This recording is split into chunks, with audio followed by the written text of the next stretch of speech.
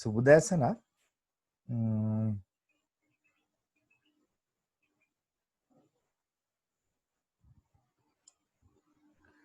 මම දැන් අපේ පාඩම ඔයගොල්ලන් එක්ක ෂෙයා කරගන්න යන්නේ.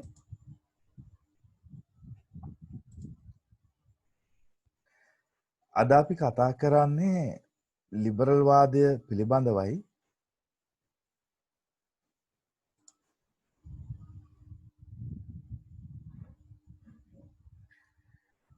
මම හිතන්නේ අපි උසස් පෙළට දේශපාලන විද්‍යාව කරපු ශිෂ්‍ය ශිෂ්‍යාවන් අපි අතර ඉන්නවා.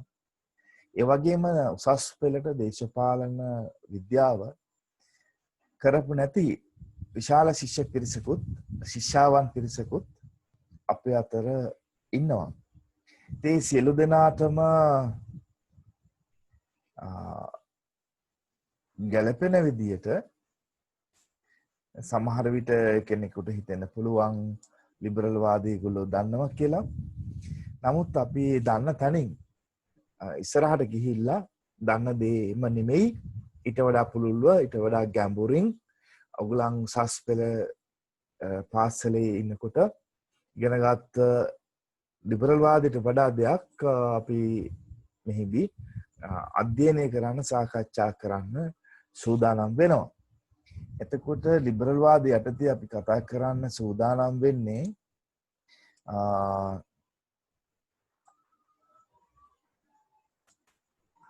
මෙන්න මේ කරුණු පිළිබඳව. එකක් තමයි කොහොමද මේ සංකල්පය එහෙම නැත්නම් ලිබරල් වාදය කියන වචනය හැදුනේ, ආරම්භ වෙලා තියෙන්නේ, ව්‍යාප්ත වෙලා තියෙන්නේ කුමන ආකාරයකද කියන එක. දෙවෙනි එක ඒ තුල අන්තර්ගත වෙන ප්‍රධාන තේමාවන් මොනවද කියන කාරණාව. ඒ කියන්නේ මූලික ලක්ෂණ වගේ ලිබරල් වාදය තුල දකින්න ලැබෙන. ඊළඟට ලිබරල් වාදය ප්‍රජාතන්ත්‍රවාදයක දක්වන සම්බන්ධතාව. අවසාන වශයෙන් ලිබරල් වාදය වර්තමානයේදී අපි අද ජීවත් වෙන පරිසරය තුල ලෝක දේශපාලන සන්දර්භය තුල ලිබරල් වාදයේ ක්‍රියාකාරීත්වය එතනදී ඇත්තටම න්‍යායාත්මක කරුණු පමණක් නෙමෙයි ප්‍රායෝගික තත්ත්වයේ කෙරෙහිත් අපි අවධානය යොමු කරනවා.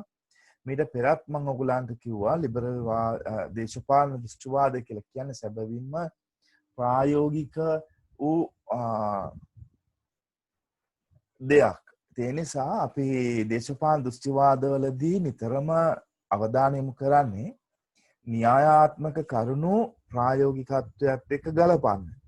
එහෙම නැත්නම් ප්‍රායෝගික කරුණු අපි ප්‍රායෝගික සමාජ ආර්ථික දේශපාලන සන්දර්භයේදී නිරීක්ෂණය කරන කරුණු ගලප ගන්න කුමක් සමගද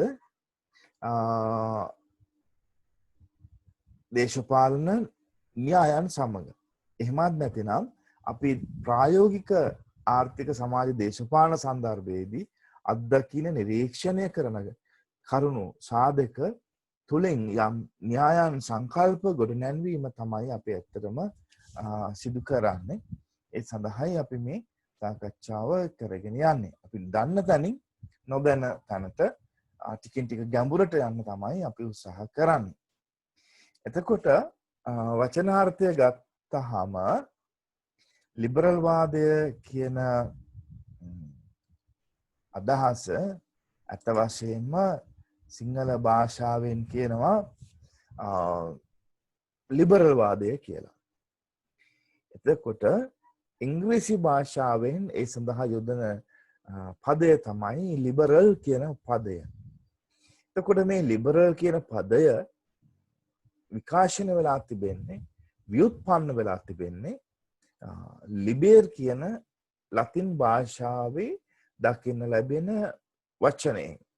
ලිබේර් ශබ්ද කරන්නේ එහෙම ලිබේර් කියන ලතින් වචනයෙන් තමයි ඉංග්‍රීසි භාෂාවේ ලිබරල් කියන පදය වචනය විකාශන වෙලා තියෙන්නේ, එහෙම නැත්නම් ව්‍යුත්පන්න වෙලා තිබෙන්නේ. එතකොට මුල් අදහස ගත්තාම ලතින් භාෂානුකූලව එදා කාලේ ලිබේර් යන වචනය යොදා තිබෙන්නේ, භාවිත කොට තිබෙන්නේ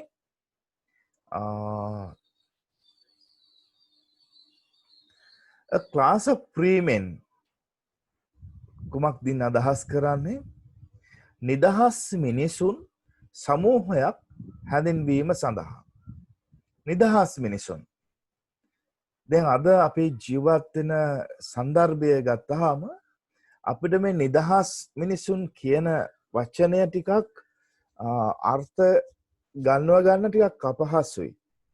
මොකද අපි සියලු දෙනා මානසික වශයෙන්, සංස්කෘතික වශයෙන්, සමාජීය වශයෙන් කෙසේ වෙතත් භෞතික වශයෙන් අපි සියලු දෙනාම නිදහස් මිනිසුන්.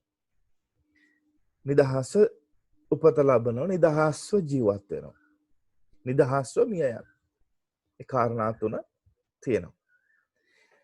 නමුත් අද පවා අපි එතන විට විවිධ සංස්කෘතික බාධක, විවිධ ආගමික බාධක, විවිධ සමාජීය බාධක, විවිධ මානසික බාධක ඔස්සේ ජීවත් වෙන ආකාරය අපිට දකින්න පුළුවන්. නමුත් මේකෙන් අදහස් කරන්නේ මේ ඈත කාලයේදී විශේෂයෙන්ම වැඩවසම් යුගය යුරෝපයේ බිඳ වැටිලා බිඳ වැටෙමින් තිබිලා නූතන යුගය එහෙම නැත්නම් අපි කියන එකට කාර්මික යුගය එහෙම නැත්නම් ධනවාදී යුගය ආරම්භ වෙන අවස්ථාවේදී තමයි මේ පදේ ඇත්තටම පාවිච්චි කරන්න වචනය ඇත්තටම පාවිච්චි කරන්න පටන් ගන්න තියෙන්නේ.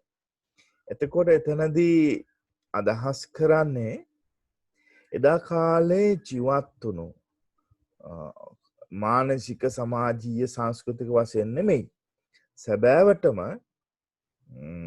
භෞතික වශයෙන් නිදහසක් නොතිබුණු මිනිස් කොට්ටාසයක් එදා කාලේ හිටියා. ඔවුන් තමයි ප්‍රවේනිදාස ගොවියන් සහ වහලුන්. ප්‍රවේනිදාස ගොවියන් සහ වහලුන්.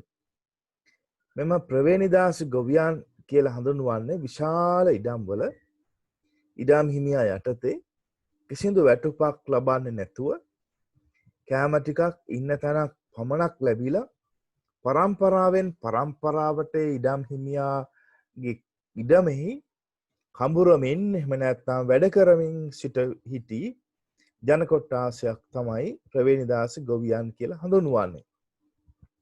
එතකොට ඔවුන් වෙනත් ඉඩමක වෙනත් තැනක වැඩ කරන්න යනවා නම් ඉඩම් හිමියාගේ අවසරය අවශ්‍යයි. ඒකට ප්‍රවේනිදාස ගොවියා එයාගේ භාර්යාව දරු පරපුර සියලු දෙනා මේ ඉඩමේ වැඩ කරන්නට ඕන. ඔවුන්ට අද වගේ අධ්‍යාපනයක් තිබුණේ නැහැ. එකම දේ ඔවුන්ට වැඩ කිරීම පමණයි කළ හැක්කේ. ඒ හරියට අර අපි දැකලා තියෙනවා කුඹුරු තියෙන පළාත්වල කුඹුරක වස්සෙක් එහෙම නැත්නම් ගොනෙක් හරකෙක් බැන්දහම පොඩි මැද කණුවක් හිටවලා හරක බඳිනවා. බැන්දහම හරකට නිදහසක් තියෙනවා. කුමන ආකාර නිදහසක්ද? අර එයා බැඳලා තියෙන ලණුවේ දිග ප්‍රමාණයට නිදහසක් තියෙනවා. ඒ දිග ප්‍රමාණය අරය ලෙස ගත්තාම එයාට වෘත්තයක් ආකාරයට ඒ කණුව වටේ ජීවත් වෙන්න පුළුවන්, ඇවිදින්න පුළුවන්, තන උලා කන්න පුළුවන්, වතුර බොන්න පුළුවන්. වසු පැටියෙක් නම් යාට සෙල්ලම් කරන්න පුළුවන්. හැබැයි කඹේ කඩාගෙන එහාට යන්න බෑ. ප්‍රවේනිදාස ගොවියාගේ එදා තත්ත්වයක් ඒ වගේ. එයාට ජීවත් වෙන්න පුළුවන්. ඉන්න තැනක් තියෙනවා. හැබැයි පරම්පරාවෙන් පරම්පරාවට සදාකාලිකව අර වතු හිමියාගේ වත්තේ වැඩ කරන්නට ඕන. එයාට යම් ප්‍රමාණයක නිදහසක් වහලා එක්ක බලද්දී තියෙනවා. වහලා යනුවෙන් අදහස් කරන්නේ ඇත්ත වශයෙන්ම රටක් තවත් රටක් යටත් කරගත්තාම එහෙම නැත්නම් යටත් විජිතය බවට පත් කරගත්තාම ඒ රටේ ජීවත් වෙන මිනිසුන් සිරකරුවන් එහෙම නැත්නම් දේශපාලන අයිතිවාසිකම් අහිමි පුද්ගලයන් ලෙස අරගෙන යනවා, කුදලගෙන යනවා. එහෙම නැතිනම් ඒගොල්ලන්ව තමන්ගේ බාරයට ගන්නවා. එවිට ඒ අයට කිසිම නිදහසක් නැහැ. ඇත්ත වශයෙන්ම වුන් හිටියේ දම්වැල් වලින් බැඳලා මිනිස්සු 50ක් එක දිගට ඉන්නවා නම් ඒ 50ම කකුල් වලින් දම්වැල් වලින් එකට ගැට ගහලා තමයි ඉන්නේ. ඒතර ඔවුන්ට වෙනම ගමනක් නැහැ. තනියෙන් ගමන් කරන්න බෑ. ශාරීරික අවශ්‍යතාවක් වුණත් තනිව ගමන් කරන්නට බෑ හිතුණු ආකාරයට. මොකද අර දන්වල ඒ දම්බැල් වලින් මුදවගෙන තමයි එතෙන්ට යන්නට ඕන. ඒ කටයුතු වලට යන්නට ඕන. ඒ නිසා ඒගොල්ලන් සියලු දෙනාම ඇවිත් එකට, කෑවේ එකට, නිදාගත්තේ එකට, වැඩ කරේ එකට. බොහෝ විට මෙයාට වැඩ කරන්න සිද්ධ වුණේ අප්‍රිකාව, දකුණු අප්‍රිකාව වගේ රටවල් වල රත්රන් පතල් වල රත්රන් කැඩීම වැනි අතිශය දුෂ්කර, ඒ වගේම ජීවිත පිළිබඳ දැඩි අවදානමක් තියෙන කාර්යයන් වල තමයි මේ අය යෙදුනේ. එහෙමත් නැතිනම් රෝමයේ වගේ රටවල් වල මහා ඉදිකිරීම් කරන තැන්වල අවදානම් කටයුතු වල තමයි මේ වහලුන් යෙදුවේ. එහෙම නැතිනම් භයානක සතුන් එක්ක සටනට යොදවලා ග්ලැඩියේටර් වගේ සටන් වල අපි දැකලා තියෙනවා නේද? ඒ අය සතුන් එක්ක සටන් කරන විට ඒ දිහා බලාගෙන ඉඳලා අද අපි ක්‍රිකට් මැච් එකක්, වොලිබෝල් මැච් එකක් බලනවා වගේ එදා කාලේ ප්‍රභූන් මේ මිනිස්සුන්ව අර භයානක සතුන්, සිංහයන්, කොටියන් වැනි සතුන් විසින් භක්ෂණය කරන ආකාරය, එහෙම නැත්නම් ඉරාදමන ආකාරය දැකලා සතුටු වෙනවා. සතුටු වෙලා තියෙනවා. ඉතින් ඒ නිසා වහල් හිමියෙකුට පුළුවන් ඕනෑම වෙලාවක වහලෙක් ඝාතනය කළා දාන්න, එයා විකුණන්න, එයාට ඕනෑ දෙයක් කළ හැකි එකම එක අවස්ථාවකදී හැර ඒ තමයි කිසියම් අවස්ථාවකදී වහල් හිමියාගෙන් පැනලා ගිහිල්ලා කිසියම් පල්ලියක් ළඟ එහෙම නැත්නම් කුරුසයක් යට ඉන්නවා නම් ඒ අවස්ථාවේදී එයාට හානියක් කරන්න වහල් හිමියට පුළුවන් කමක් නැහැ. අනෙක් ඕනෑම අවස්ථාවකදී වහලට ඕනෑ දෙයක් කිරීමේ හැකියාව වහල් හිමියට තියෙනවා. එතකොට අපි මේ කතා කරපු වහලුන් පිළිබඳවත් ප්‍රවේණිදාස ගොවියන්ටත් අපි මේ කතා කරපු දේවල් වලින් දකින්න පුළුවන් වෙන්නේ මේ සම්බන්ධ ඕන තරම් චිත්‍රපට තියෙන ඔබට බලන්න පුළුවන් අන්තර්ජාලය තුලින්. මේ පුද්ගලයන්ට පිරිමියා විතරක් නෙමෙයි, කාන්තාවන්, දරුවන් සියලු දෙනාම වහල් සමාජය උනත් කාන්තාවෝ, පිරිමි, දරුවන් සියලු දෙනාම කිසිදු ආකාරයක නිදහසක් නැති, කිසිම ආකාරයක මානසික, කායික ස්වාධීනතාවක් හිමි නොවන පිරිසක් විදිහටයි එදා සමාජයේ ජීවත් වෙලා තියෙන්නේ. විශේෂයෙන්ම වැඩවසම් සමාජයේ සහ වැඩවසම් රෝම යුගයේදී මේ අය ජීවත් වෙලා තියෙන්නේ ඒ ආකාරයට. එතකොට මේ ලිබේර් කියන වචනයෙන් ලතින් භාෂාවේ හඳුනගන්නේ මෙන්න මේ වහලෙක් හෝ ප්‍රවේණිදාසෙක් නොවූ පුද්ගලයෙක්. වහලෙක් හෝ ප්‍රවේණිදාස කණ්ඩායමට අයිති නොවන්නා වූ පුද්ගලයෙක් තමයි, පිරිමි කෙනෙක්, කාන්තාවක් හෝ දරුවෙක් තමයි මෙම අදහසින්, මේ වචනයෙන් අදහස් කරන්නේ. ලිබේර් කියන වචනය, නිදහස් කියන වචනය. ඒකයි මම කලින් කිව්වේ ක්ලාස් ඔෆ් ෆ්‍රී මෙන්. ඒ බඳු ආකාරයේ වහලෙක් හෝ ප්‍රවේණිදාසයෙක් නොවන්නා වූ පුද්ගල කණ්ඩායමක් තමයි ලිබේර් යනුවෙන් හඳුන්වන්නේ. අපිට ශාස්ත්‍රීයව කියන්න පුළුවන් කායිකව, සමාජීය වශයෙන්, කිසිදු ආර්ථික, දේශපාලනික වශයෙන් කිසිදු ආකාරයක බන්ධනයකට, යටත් වීමකට ලක් නොවූ තැනැත්තා සහ එබඳු තැනැත්තන්ගෙන් සමන්විත කණ්ඩායම ලිබේර් යනුවෙන් හඳුන්වන්න පුළුවන්. එම අදහස වර්තමානයට ගලපගත්තාම වර්තමානයේදී අපි දන්නවා ඇමරිකාවේ ජනාධිපති 16 වෙනි ජනාධිපතිතුමා නේද? ඒබ්‍රහම් ලින්කන් ජනාධිපතිතුමා එතුමා මේ වහල්භාවය සදාකාලිකව තහනම් කරා ඇමරිකාව තුළ. ඒ වගේම ලෝකයේ විවිධ වහල් අරගල ඇති වුණා. ස්පාටකස්, ස්කාගස් තමයි මුල්ම වහල් නායකයා, කැරලිකරුවා. ඔහුගේ පුතා ස්පාටකස්. මේගොල්ලන්ගේ යටතේ වහල් හිමියන්ට විරුද්ධව රෝම යුගයේදී ඇති වුණා. නමුත් එම කැරලි යටපත් කරන්න රෝම බලධාරීන්, රෝම ආධිපත්‍ය, රෝම හමුදාව සමත් වුණා. එතකොට ඒ ආකාරයට ආරම්භ වෙන මේ ලිබර් කියන වචනය ලිබරල් බවට පත් වෙලා වර්තමානයේ අප ජීවත් වෙන සමාජය වෙත ඇවිල්ලා තියෙන ක්‍රමක්‍රමයෙන් විකාශනය වෙමින්, පුළුල් වෙමින්, හැඩ වෙමින්, ලස්සන වෙමින් ඇවිත් තියෙනවා. අද ලෝකේ බොහෝ දෙනා මේ වචනය දන්නවා. මේ අදහස දන්නවා. විතරක් නෙමෙයි ලෝකේ බොහෝ දෙනෙක් මෙම අදහස පිළිගන්නවා. ලෝකේ බොහෝ රටවල් ලිබරල් අදහස් පිළිගන්න රටවල්. ඊට වඩා වෙනස් වූ අදහස් තියෙනවා ඇත්ත වශයෙන්ම. කොමියුනිස්ට් වාදේ, සමාජවාදේ, ඒකාධිපතිවාදේ, ආගමික මූලධර්මවාදේ, බඳු අදහස් පිළිගන්න පුද්ගලයන්, රාජ්‍යයන් ලෝකේ තියෙනවා. නමුත් බහුතරය ලිබරල් වාදය පිළිගන්න, ලිබරල් වාදය ක්‍රියාත්මක කරන, ලිබරල් වාදයට අනුව හැඩ ගැහුණු පුද්ගලයන් සහ රාජ්‍යයන් තමයි අපිට දකින්න පුළුවන් වෙන්නේ. එතකොට කුමක්ද වර්තමානයේදී මේ ලිබර් වචනයෙන් බිඳිලා ආපු, විකාශන වෙලා ආපු, ව්‍යුත්පන්න වෙලා ආපු ලිබරල් කියන පදයෙන් වර්තමානයේදී අදහස් කරන්නේ.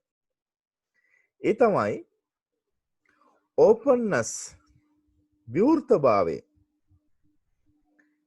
ඊළඟ අදහස ඕපන් මයින්ඩඩ්නස්, විවෘත මනස. මානසිකව කාටවත් කිසි දෙයකට යටත් නැති, බැඳිලා නැති, සීමා වෙලා නැති මානසික නිදහස. මානසිකව පුළුල්ව දැක්වීමේ හැකියාව.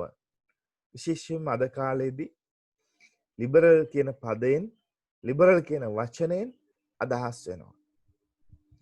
එනම් කිසියම් දේශපාලන දෘෂ්ටියකට බැඳුණු නැති ස්වභාවය.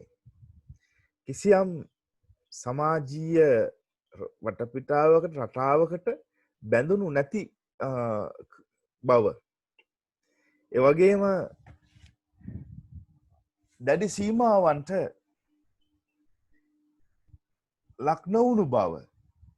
දැන් ඔබ දකිනවා අප සමාජ ජීවත් වෙනකොට අපි දකිනවා සමහර අය ඇඳුම් අඳින විදිය. නේද? සමහර අයට පුළුවන් S2 පේන විතර ඇඳුම් අඳින්න පුළුවන්. තව සමහර අයට පේන්න පුළුවන් මුහුණ පේන ආකාරයට පමණයි ඇඳුම් අඳින්න පුළුවන්. එතන තියෙනවා සීමාවක්. තියෙනවා. විවෘතභාවය, විවෘත මානසිකත්වය කියලා කියන්නේ එබඳු දෙයක් නෙමෙයි. එහෙම නැතිනම් තවත් සමහර අය හිතනවා අපි විශ්වාස කරන දේ, අපි අදහන දේ, අපි පිළිගන්න දේ, අපි අනුගමනය කරන දේ පමණයි හරි. අනිත් ඒවා වැරදි. අන්න එතනත් නැහැ කුමක්ද? මෙන්න මේ කියන විවෘතභාවය, විවෘත මානසිකත්වය කියන කරුණ එතන නැහැ. ඇත්ත නැහැ.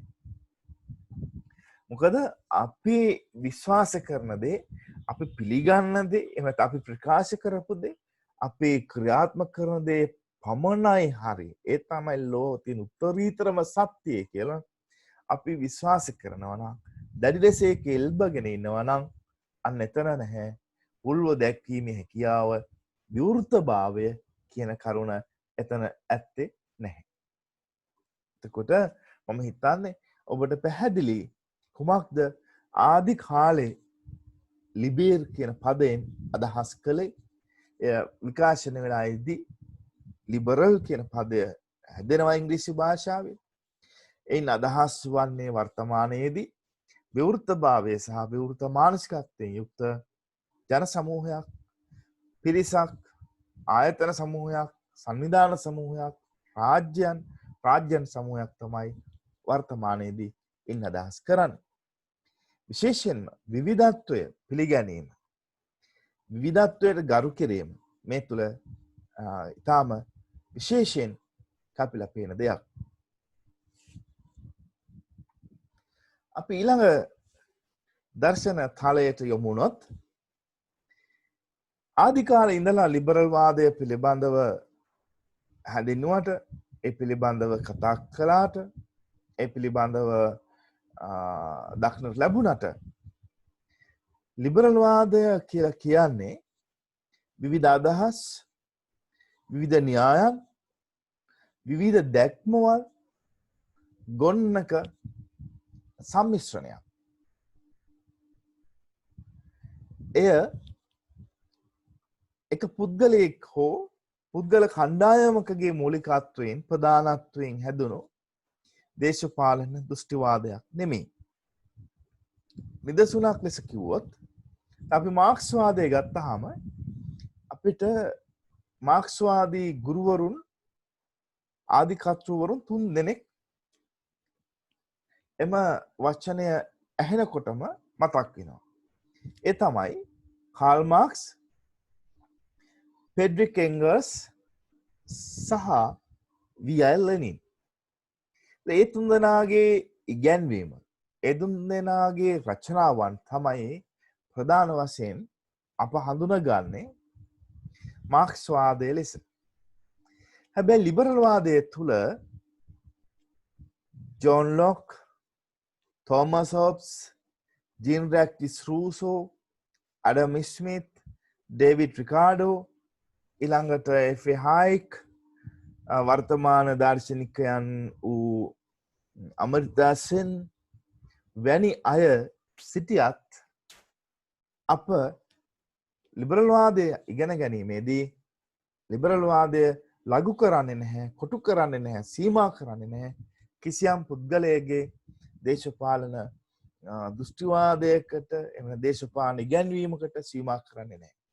ඒ ගුරුවරු රාශියක එකතුවක්, විවිධ දේශපාලන අදහස් ගොන්නක එකතුවක්, විවිධ දේශපාලන න්‍යායන් තුල තියෙනවා. විවිධ දැක්මවල්, දර්ශනයන් ඒ තුල තිබෙනවා. නිසා එය සම්මිශ්‍රණයක් ලෙසයි අපිට හඳුන ගන්න පුළුවන්කම තියෙන්නේ. ප්‍රායෝගික තලයට ගියහම ලිබරල් වාදය ප්‍රථමයෙන් දේශපාලන දෘෂ්ටිවාදයක් ලෙස ආරම්භ වෙන්නේ, දකින්න ලැබෙන්නේ විශේෂයෙන්ම 14 වෙනි සියවසේදී මහා බ්‍රිතාන්‍ය තුල. එහිදී විශේෂයෙන් මතක් කරන්න ඕන පිරිසක් ඉන්නවා. ඒ තමයි විග්වරු. විග්. ඔයගොල්ලෝ දන්නවා දේශපාලන ඉතිහාසය හදාරන අපේ දරුවන් විදියට, ආදරණීය ශිෂ්‍යාවන් විදියට බ්‍රිතාන්‍ය දේශපාලන ඉතිහාසය තුල මුල් කාලේ කණ්ඩායම් දෙකක් හිටියා. ඒ තමයි විග් වරු සහ ටෝරි වරු. විග් සහ ටෝරි දේශපාලන කණ්ඩායම් දෙකක්. ඇත්තටම ඒගොල්ලෝ දේශපාලන ව්‍යාපාර කිව්වත් ඒ වරදක් දකින්න නැහැ. මේ විග්වරු විශේෂයෙන් පාර්ලිමේන්තු කණ්ඩායමට පක්ෂව ලැබිව තමයි කටයුතු කළේ. ඊට ප්‍රතිපක්ෂව ටෝරිවරු බ්‍රිතාන්‍ය රජුට එහෙම නැත්නම් රජිනියන්ට පක්ෂපාතීව තමයි කටයුතු කළේ. එතකොට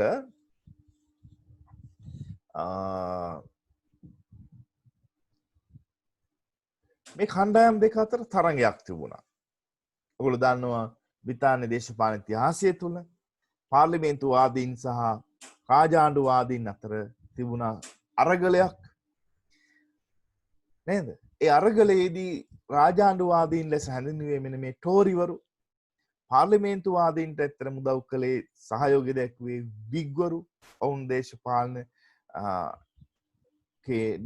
නිරත වෙච්ච පූර්ව කාලීනයන්, විද්වතුන්, න්‍යායවාදීන්. එතකොට මේ විග්වරුන් අතර හිටපු කීර්තිමත් දේශපාලන නායකයෙක් තමයි ග්ලැස්ටන්. 1830 ගණන් විතර වෙද්දී බ්‍රිතාන්‍ය තුල ලිබරල් අදහස් ඒ කාලේ කිව්වේ විග් අදහස් කියලා. විග්වරුන්ගේ අදහස් ව්‍යාප්ත වෙලා තිබුණා. ඒගොල්ලන්ගේ බලපෑම වැඩි වෙලා තිබුණා 1830 පමණ වෙද්දී. එතකොට මේ ග්ලැස්ටන් විග්වරුන්ගේ නායකයා කීර්තිමත් පුද්ගලයෙක් වෙතුමා. ඔහු බ්‍රිතාන්‍යයේ බලයට පත් වෙනවා. එහෙම නැත්නම් අගමැති බවට පත් වෙනවා 1868 දී. මෙම සිදුවීමත් එක්ක ලිබරල් වාදයට ලැබෙනවා, එහෙම නැත්නම් විග්වරුන්ට ලැබෙනවා පුළුල් පිළිගැනීමක්. ඒ එක්තරා ආකාරයකට ටෝරි කණ්ඩායම පරාජයට පත් කරමින්, එහෙම නැත්නම් ඔවුන්ගේ බලය යටපත් කරමින් විග්වරුන්ගේ නැගී සිටීමක් වශයෙන් හඳුනා ගන්න පුළුවන්. ග්ලැස්ටන් බලයට පත්වීම තුළ විග්වරු ඔවුන් අනුගමනය කරේ ලිබරල් දේශපාලන මූලධර්ම ඉතාම පුළුල්ව සහ සක්‍රියව බ්‍රිතාන්‍ය තුළ ක්‍රියා කරන ආකාරය දකින්න පුළුවන්කම ලැබුණා. ඒකේ විශේෂ කරුණක් ලිබරල් වාදයේ ව්‍යාප්තියට බලපාපු. ඊට අමතරව ලිබරල් වාදයේ ව්‍යාප්තියට බලපාපු ප්‍රධාන කරුණු කිහිපයක් තියෙනවා. එකක් තමයි යුරෝපයේ තුල, යුරෝපියානු සමාජය තුල අර මම මුලින් සඳහන් කරපු වැඩවසම් සමාජ ක්‍රමයේ බිඳවැටීම. වැඩවසම් සමාජ ක්‍රමයේ බිඳවැටිලා ධනවාදී සමාජ ක්‍රමය හිස ඔසවන පටන් ගැනීම, ඒ රුකුලක් කාර්මික විප්ලවය ආරම්භ වෙලා වර්ධනය වීම, මේ දෙක ඇත්ත වශයෙන්ම අර අයියයි මල්ලි වගේ එකට යන්නේ. ඒ නිසා තමයි ලිබරල් වාදය වර්ධනය වෙලා ව්‍යාප්ත වෙන්නේ, ස්ථාපිත වෙන්නේ යුරෝපය තුල. ඒ තුලින් නිෂ්පාදනය කරන අලුත් දෙයක්, අලුත් නිමැවුමක්. ඒ තමයි වෙළඳපොළ සමාජ ක්‍රමය, ධනවාදී සමාජ ක්‍රමය, ධනවාදී. Growth of market of capitalist society. Market society, capitalist society. වෙළඳපොළ සමාජයේ, ධනවාදී සමාජයේ නිර්මාණය වෙනවා. වැඩවසම් සමාජ ක්‍රමයේ බිඳ වැටෙනවා. ධනවාදී සමාජ ක්‍රමයේ ආරම්භය ටිකෙන් ටික සිද්ධ වෙනවා. ඒක රුකුලක් ලෙස කාර්මික විප්ලවය ආරම්භ වෙලා ඒ වර්ධනය වෙනවා. ඒ ප්‍රතිඵලය තමයි මිනිසා කාර්මික මිනිසෙක් බවට පත් වෙනවා. සමාජය වෙළඳපොළ සමාජ ක්‍රමයක්, කාර්මික සමාජ ක්‍රමයක් වගේම ධනවාදී මුල් කරගත්ත සමාජ ක්‍රමයක් බවට පත් වෙනවා. එනිසා ධනවාදී සමාජ ක්‍රමයේ තුල ඉන්න, වෙළඳපොළ සමාජ ක්‍රමයේ තුල ඉන්න ඔබ අපි සියලු දෙනා කැමැත්තක් දක්වනවා කුමක් සඳහාද? මේ කියන පාරිභෝගික භාණ්ඩ මිලදී ගන්න, පාරිභෝගික භාණ්ඩ නිෂ්පාදනය කරන්න, පාරිභෝගික භාණ්ඩ හා සේවා අලෙවි කරන්න, පාරිභෝගික භාණ්ඩ හා සේවා භුක්ති විඳින්න අපි වැඩි කැමැත්තක්, නැඹුරුවක්, රුචිකත්වයක් දක්වනවා. ඒ ප්‍රතිඵලය අප වැඩි වැඩියෙන් ලිබරල් වාදයේ වෙත දේශපාලනික වශයෙන් වෙළඳපොළ ධනවාදයේ කෙරෙහි ආර්ථික වශයෙන් ආශක්ත වීම. අපි ඒ විරෝධය දක්වන වෙනුවට ඒ තුල වැඩි වැඩියෙන් ඇදී යනවා. හරියට අර පැණි භාජනයකට ඇදී යන කුහුඹුවෙක් වගේ අපි ඒ දෙසට ඇදී යනවා. ඒ නිසාම තමයි මම මුලින් සඳහන් කළ ආකාරයට ලෝකයේ අද බහුතරයක් පිරිස ජනතාව මිනිස්සු ලිබරල් වාදය පිළිගෙන තිබෙනවා. රාජ්‍යයන් බහුතරයක් ලිබරල් වාදය අනුගමනය කරනවා. ආයතන බහුතරයක් ලිබරල් වාදය පිළිගන්නවා. ඒ තමයි ලිබරල් වාදයේ ආරම්භය සහ ව්‍යාප්තියට බලපාන ලද කරුණු.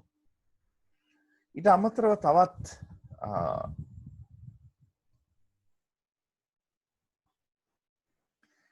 දේවල් තියෙනවා. විශේෂයෙන්ම මේ වැඩවසම් ක්‍රමය තුල දකින්න ලැබිච්ච ආර්ථික වරප්‍රසාද හිමි පන්තිය ඉඩම් හිමියන් රදලයන් විවේචනය කරමින් නව්‍ය වූ දේශපාලන ව්‍යාපාරයන් බිහිවීමෙහි ප්‍රතිඵලයක් තමයි වැඩවසම් ක්‍රමය බිඳ වැටෙන්නේ. ඔවුන් විශ්වාස කරනවා ලිබරල් වාදී ව්‍යාපාර විශ්වාස කරනවා ආණ්ඩුවේ බලය විශාල එකක් වෙන්න හොඳ නැහැ. සීමා සහිත එකක් වෙන්න ඕන කියලා. ඒ වගේම සිවිල් අයිතිවාසිකම් ආරක්ෂා වෙන්න ඕන. පුරවැසි අයිතිවාසිකම්, දේශපාලන අයිතිවාසිකම්, සිවිල් අයිතිවාසිකම්, ආර්ථික අයිතිවාසිකම් ආරක්ෂා වෙන්න ඕන කියන එක විශ්වාස කරනවා මේ ලිබරල් වාදය. ඒ තුළ තමයි ලිබරල් වාදයේ ව්‍යාප්තිය සිද්ධ වෙන්නේ.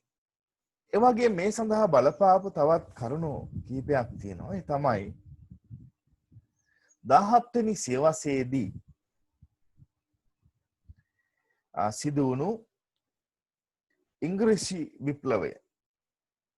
18 වෙනි සියවසේදී සිදු වුණු ඇමරිකානු විප්ලවය.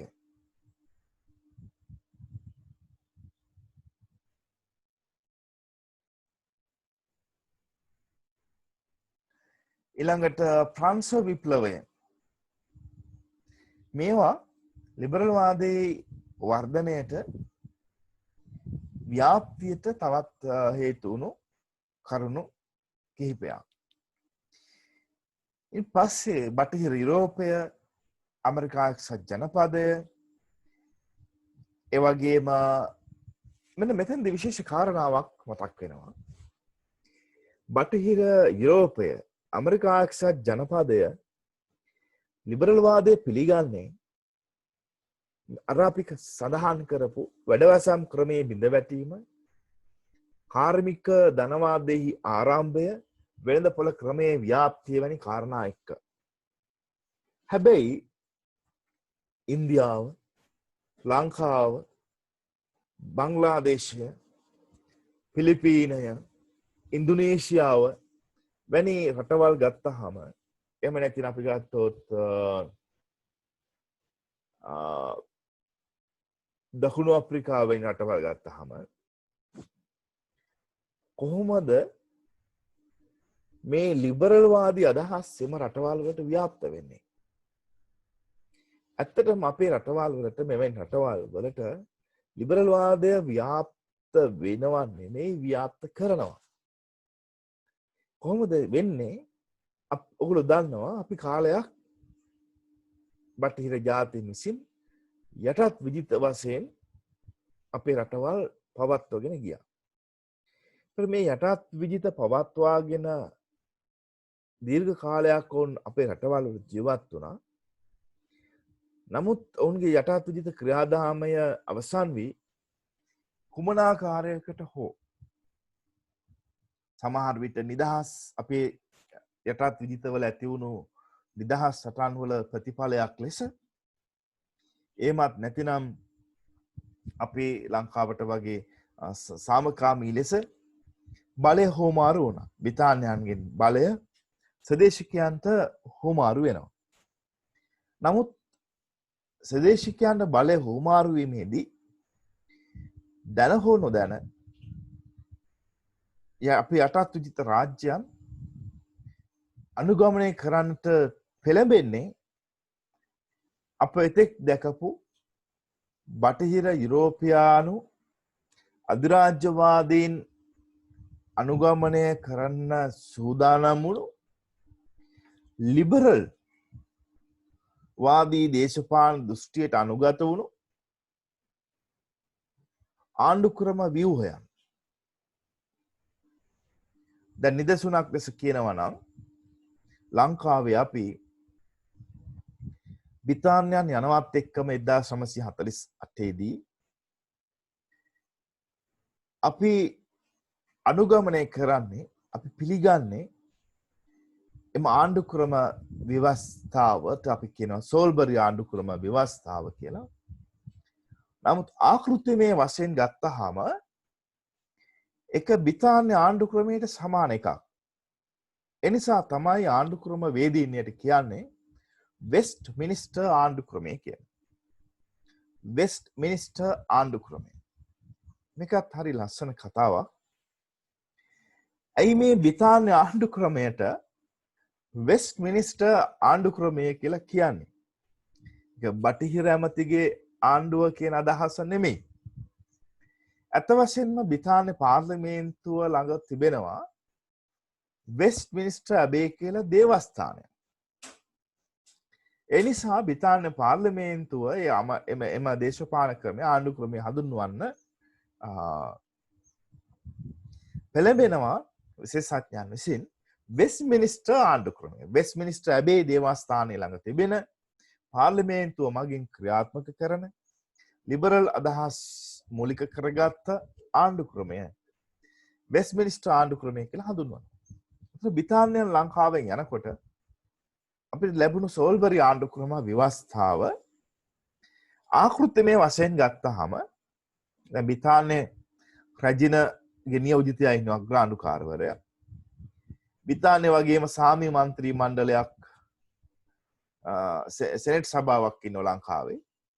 බ්‍රිතාන්‍ය වගේම නියෝජිත මන්ත්‍රී මණ්ඩලයක් ඉන්නවා ලංකාවේ. අපි අනුගමනය කරන පාර්ලිමේන්තු සම්ප්‍රදායන් බ්‍රිතාන්‍යත් හඳුන්වන්නේ පාර්ලිමේන්තුව කියලා. අපි හඳුන්වන්නේ පාර්ලිමේන්තුව කියලා. ව්‍යවස්ථාදායක සභාව. ඒ වගේම පාර්ලිමේන්තුවේ අපි පාවිච්චි කරන ස්ථාවර නියෝග අපි බ්‍රිතාන්‍ය පාර්ලිමේන්තුව දිහා බලාගෙන හදපුවා.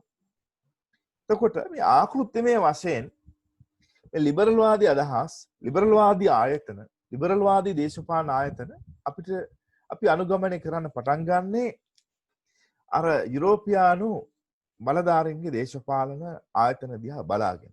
එම යුරෝපියානු අධිරාජ්‍යවාදී දේශපාලන බලධාරීන්ගේ දේශපාලන සම්ප්‍රදායන් දිහා බලාගෙන තමයි අපේ සම්ප්‍රදායන් හදාගන්නේ. ඉතින් අපිට කියන්න පුළුවන් කෙනෙකුට තර්ක කරන්න පුළුවන් මේ සෝල්බරි ව්‍යවස්ථාව ඇත්ත වශයෙන්ම හදන්නේ බ්‍රිතාන්‍යයන්නේ. ඒ නිසා ඒ වෙස්ට්මින්ස්ටර් ආකෘතිය රැගත් ආණ්ඩු ක්‍රමයක් අනිවාර්යයෙන්ම විය යුතුයි කියන අදහස කෙනෙකුට කියන්න පුළුවන්. නමුත් අපි දන්නවා 1972 දී අපි හදනවා අපේම ආණ්ඩු ක්‍රම ව්‍යවස්ථාවක්. නමුත් එයත් අර වෙස්ට්මින්ස්ටර් ආකෘතියෙන් විශාල වෙනසකට ලක් වෙන ආණ්ඩු ක්‍රම ව්‍යවස්ථාවක් නෙමෙයි. ඒ ආණ්ඩු ක්‍රම ව්‍යවස්ථාව යන්නේ වෙස්ට්මින්ස්ටර් ආකෘතිය ඔස්සේ. එහෙනම් එදා කරන්න තිබුණා 1972 දී අපි අත්දකින 1978 දී නිර්මාණය කරපු ආණ්ඩු ක්‍රම ව්‍යවස්ථාව වගේ ව්‍යවස්ථාවක් 1972 දී එන්න තිබුණා නේද? එහෙම ආවේ නැහැ. හැබැයි ඒ වන්දු යෝජනා එවකට ගෙනා විශේෂයෙන්ම එවකට විපක්ෂ නායක වෙලා හිටපු ජේ.ආර්. ජයවර්ධන එක්සත් ජාතික පක්ෂයේ නියෝජනය කරමින් එතන ව්‍යවස්ථා සභාවට සම්බන්ධ වූ ජේ.ආර්. ජයවර්ධන මැතිතුමා යෝජනා කරා. නමුත් මේ අදහස ක්‍රියාවට නැගුණේ නැහැ. මොකද වුන් එතකොට විපක්ෂය නිසා. අනිත් පැත්තේ අපි ගත්තාම ඉන්දියාව බී.ආර්. අම්බෙඩ්කර් තුමාගේ ප්‍රවීණ විශේෂඥයෙක් තුමාගේ නායකත්වයෙන් ආණ්ඩු ක්‍රම ව්‍යවස්ථා සම්පාදක මණ්ඩලයක් හදලා බොහොම අවුරුදු ගණනක් සාකච්ඡා කරලා තමයි ඔන්න ව්‍යවස්ථාව හදන්නේ. දේශජ ආණ්ඩු ක්‍රම ව්‍යවස්ථාවක් ඔන්න හදනවා ඉන්දියාව. නමුත් ආණ්ඩු ක්‍රම ස්වරූපයෙන් ගත්තාම ඒකේ දකින්න ලැබෙන්නේ මධ්‍යම ආණ්ඩුවේ ආණ්ඩු පාර්ලිමේන්තුව දැක්කහම ඒකෙත් පේන්න තියෙන්නේ දකින්න තියෙන අර වෙස්ට්මින්ස්ටර් ඒ ආකාරය වෙන උනත් ඒ බඳු ආකාරයේ ආණ්ඩු ක්‍රම ව්‍යවස්ථාව ආණ්ඩුක්‍රමය. අනිත් පැත්තෙන් අනුගමනය කරන සම්ප්‍රදායන් පාර්ලිමේන්තු සම්ප්‍රදායන් දේශපාලන සම්ප්‍රදායන් ලිබරල් සම්ප්‍රදායන් බ්‍රිතාන්‍ය ආණ්ඩුක්‍රම සහ දේශපාලන සම්ප්‍රදායන්. එතකොට එකයි මම කියන්නේ උත්සාහ කරන්නේ කිව්වේ අපේ වැනි රටවල් වලට ඉන්දියාව ලංකාව පිලිපීනය ඉන්දුනීසියාව වැනි රටවල් වලට දැන් ඉන්දුනීසියාව ගත්තාම ඉන්දුනීසියාව යටත් කරගෙන හිටිය ප්‍රංශ ජාතිකයන්. එතකොට ඒගොල්ලන්ගේ බලපෑම තාමත් ඒ රටවල් වල තියෙනවා. එතකොට මේ ආකාරයට ගත්තාම යටත් විජිතයන්ට ලිබරල් වාදය ලැබෙන්නේ ඇත්ත වශයෙන්ම යටත් විජිත වීමෙහි ප්‍රතිඵලයක් ලෙස. යටත් විජිතකරණයේ ප්‍රතිඵලයක් ලෙස. යටත් විජිත හරණයේ ප්‍රතිඵලයක් ලෙස. මේ දෙකේම ප්‍රතිඵලයක් ලෙස. යටත් විජිත හරණය ලැබෙන්නේ යටත් විජිතකරණයට අපි ලක් වූ නිසා. යටත් විජිතකරණය සහ යටත් විජිත හරණයේ ප්‍රතිඵලයක් ලෙස තමයි අපවැනි රටවල් වලට මේ ලිබරල් වාදී අදහස් ලිබරල් දෘෂ්ටියේ බලපෑම ලිබරල් මූලධර්ම වල බලපෑම ලැබෙන්නේ. නමුත් අපි යටත් කරගෙන හිටපු කාලෙදී බ්‍රිතාන්‍යයන් ඔය කියන ලිබරල් මූලධර්ම ලිබරල් සංකල්ප අපවැනි රාජ්‍යයන් වල ක්‍රියාත්මක කළ නැහැ. ඔවුන් නිදහස භුක්ති විඳ නමුත් යටත් විජිත වල ජීවත් වෙන ජනතාවට නිදහසක් දෙන්න කටයුතු කිරීමක් දකින්න ලැබෙන්නේ නැහැ. ඊළඟට ගත්තාම නැගෙනහිර යුරෝපය. ඔබට මම කලින් කිව්වා මීට කලින් පාඩම් වලදී නැගෙනහිර යුරෝපය කියන්නේ ලෝකයේ කාලයකදී දෙකට බෙදෙන දෘෂ්ටිමය වශයෙන් එකක් තමයි ඇමරිකා එක්සත් ජනපදයේ ප්‍රධාන ධනවාදී බල කඳවුර. අනිත් කණ්ඩායම සෝවියට් සමාජවාදී රුසියන් සමූහාණ්ඩුව ප්‍රධාන නැගෙනහිර යුරෝපියානු සමාජවාදී රටවල් ප්‍රමුඛ සෝවියට් බල කඳවුර. 1989 දී සෝවියට් දේශය අත් වශයෙන්ම බිඳ වැටෙනවා. මගේ මතකයේ නිවැරදි නම් 1989 දෙසැම්බර් මාසයේ 25 වෙනිදා රාත්‍රී 7:25ට සෝවියට් දේශය බිඳ වැටෙනවා. සම්පූර්ණ වශයෙන් බිඳ වැටෙනවා. එතකොට සෝවියට් දේශයේ ගොඩනැගීමට දායක වෙලා තිබුණු රටවල් 15 ස්වාධීනතාව ප්‍රකාශ කරමින් සෝවියට් දේශයෙන් ඈතින් ඈතට යනවා ඈත් වෙලා යනවා. එම රටවල් ස්වාධීන වෙනවා. ස්වාධීන වීමත් එක්ක එම රටවල් වල ඉතින් කාලයක් හැංගිලා තිබුණු යටපත් වෙලා තිබුණු වර්ගවාදී ගැටුම් ethnic conflicts ඉස්මතු වෙනවා. ඒත් එක්කම බටහිර රටවල් වලට ඒවට මැදිහත් වීමේ හැකියාව ලැබෙනවා. අනිත් පැත්තෙන් එවැනි ආකාර වෙන් වෙලා යන සෝවියට් රටවල් සහ ඒවායේ ජනතාව වැඩි නැඹුරුතාවක් පෙන්눔 කරනවා ලිබරල් දේශපාලන මූලධර්ම පිළිගන්න. එතකොට ඒ තමයි මෑත කාලයේදී විශේෂයෙන්ම 1989න් පස්සේ ලෝකයේ ලිබරල් වාදයේ ව්‍යාප්ත වෙන බලපාපු ඊටම ප්‍රබල සාධකයේ බවට පත් වෙනවා. සෝවියට් දේශයේ බිඳ වැටීමත් සෝවියට් දේශයේ එක්කාසු වෙලා තිබුණු එකතු වෙලා තිබුණු රාජ්‍යයන් ස්වාධීනතාව ප්‍රකාශ කරමින් ලිබරල් වාදයේ කෙරෙහි නැඹුරුතාවක් ප්‍රකට කිරීම. අනිත් පැත්තෙන් සෝවියට් දේශය දිහා බලාගෙන සෝවියට් දේශය දෙස අවධානය යොමු කරගෙන සෝවියට් පන්නේ ආණ්ඩු ක්‍රමයන් හදන්න සෝවියට් පන්නේ ආර්ථික ක්‍රමයන් සකස් කරන්න බලාගෙන හිටපු බලාපොරොත්තුව හිටපු රටවල්. පවා ඒ අදහස් අත්තර දැම්ම සෝවියට් දේශය බිඳ වැටුණාට පස්සේ. දෙසුණක් ඉන්දියාව.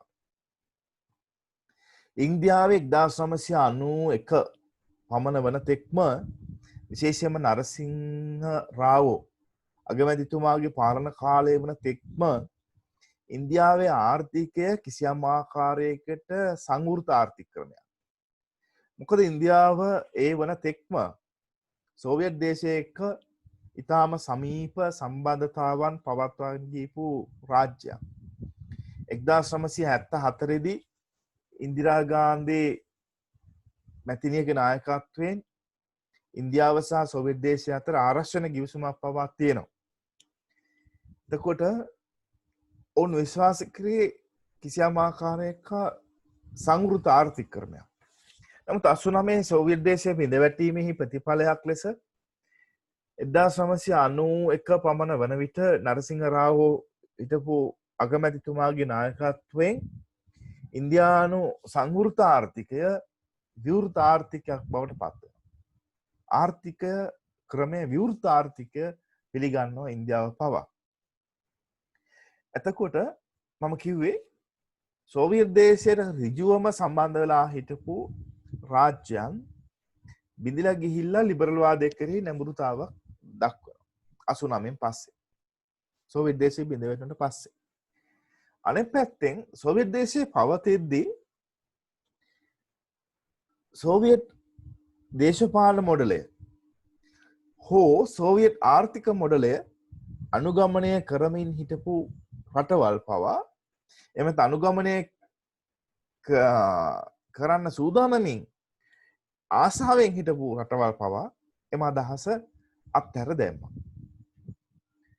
ඒ තමයි ඉන්දියාවේ නිදසුන. මොකද ඉන්දියාව ලිබරල් දේශපාලන මොඩලය ඉන්දියානු නිදහසෙන් පස්සේ සිය දේශපාලන ක්‍රමය පවත්වාගෙන යාමට ආදේශ කරගත්තට ඒ මුලධර්ම ඉන්දියානු අහිංසාවාදී ඉන්දියානු හර පද්ධතින් එක ගලපමින් භාවිතයට ගත්තට ඉන්දියානු ආර්ථික මොඩලය කිසියම් ආකාරයක සංවෘත ක්‍රමයක තමයි රඳා පැවතුනේ නරසිංහ රාව් අගමැතිතුමාගේ කාලය වෙනකම්. නමුත් ඉන් පස්සේ තමයි එය පූර්ණ වශයෙන්ම ඉන්දියාවත් දේශපාලනික මොඩලය වශයෙන්ුත් ආර්ථික මොඩලය වශයෙන්ුත් ලිබරල් වාදය පූර්ණ වශයෙන් වැළඳ ගැනීමක් සිද්ධ වන්නේ. ඒ සඳහා අත්තර වශයෙන්ම හේතු වෙනවා සෝවියට් දේශයෙහි බිඳ වැටීම. එතකොට උන්ට තවදුරටත් ආදර්ශ නොමැතිවීම, සමාජවාදී ආදර්ශයන් නොමැතිවීම, කොමියුනිස්ට්වාදී ආදර්ශයන් නොමැතිවීම. මොකද ඒ වන විට මහජන චීන සමූහාණ්ඩුව පවා 1978 දී ඩෙන් ෂියාවෝෆෙන් ජනාධිපතිතුමා යටතේ නායකතුමා යටතේ මහජන චීන සමූහාණ්ඩුව පවා ලිබරල් ප්‍රජාතන්ත්‍රවාදය පිළිගනිමින් ඔවුන්ගේ දේශපාලන මොඩලයක් සමාජවාදී එහෙම නැත්නම් කොමියුනිස්ට්වාදී මාවෝවාදී දේශපාලන ක්‍රමය මුලධර්ම මත පදනම් වෙලා ක්‍රියාත්මක කරන අතර ඔවුන්ගේ ආර්ථික මොඩලය ලිබරල් වාදය මත එහෙම නැත්නම් ධනවාදී ආර්ථික මොඩලයක් මත තමයි ක්‍රියාත්මක වුණේ. විවෘත ආර්ථික ක්‍රමය තමයි ක්‍රියාත්මක වුණේ. ඩෙන් ෂියාවෝපින් ජනාධිපතිතුමාගේ ප්‍රතිසංස්කරණ යටතේ දිගින් දිගටම හි වර්ධනයන් තමයි වර්තමානයේදී පව අප දකින්නේ. එවිට ආර්ථික වශයෙන් ඉන්දියාවට අනුගමනය කරන්න එහෙම අනික් රටවල් වලට දකින්න තිබිච්ච එකම මොඩලය තමයි සෝවියට් මොඩලය. ඒ 89 දී බිඳ වැටෙනවා. ඉන් පස්සේ එවැනි දෙයක් ඇති කරන්න ආසක්ත වාසන්නව ආසාවෙන් හිටපු රටවල් පවා එම අදහස අත්හැර දානවා.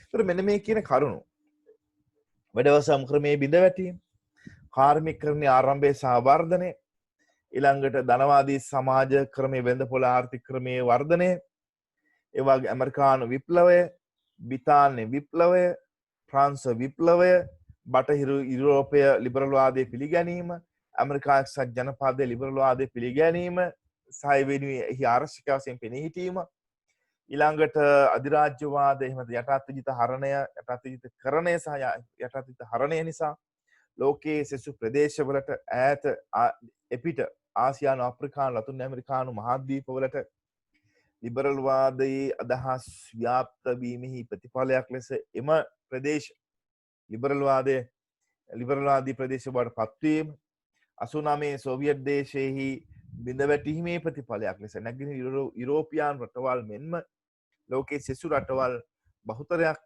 ලිබරල් වාදය පිළිගැනීමට නතු වීම, මේ කියන කාරණා සියල්ල ලිබරල් වාදයෙහි ආරම්භයට සහ ව්‍යාප්තියට හේතු වෙනවා. මේ නිසා තමයි 1989 දී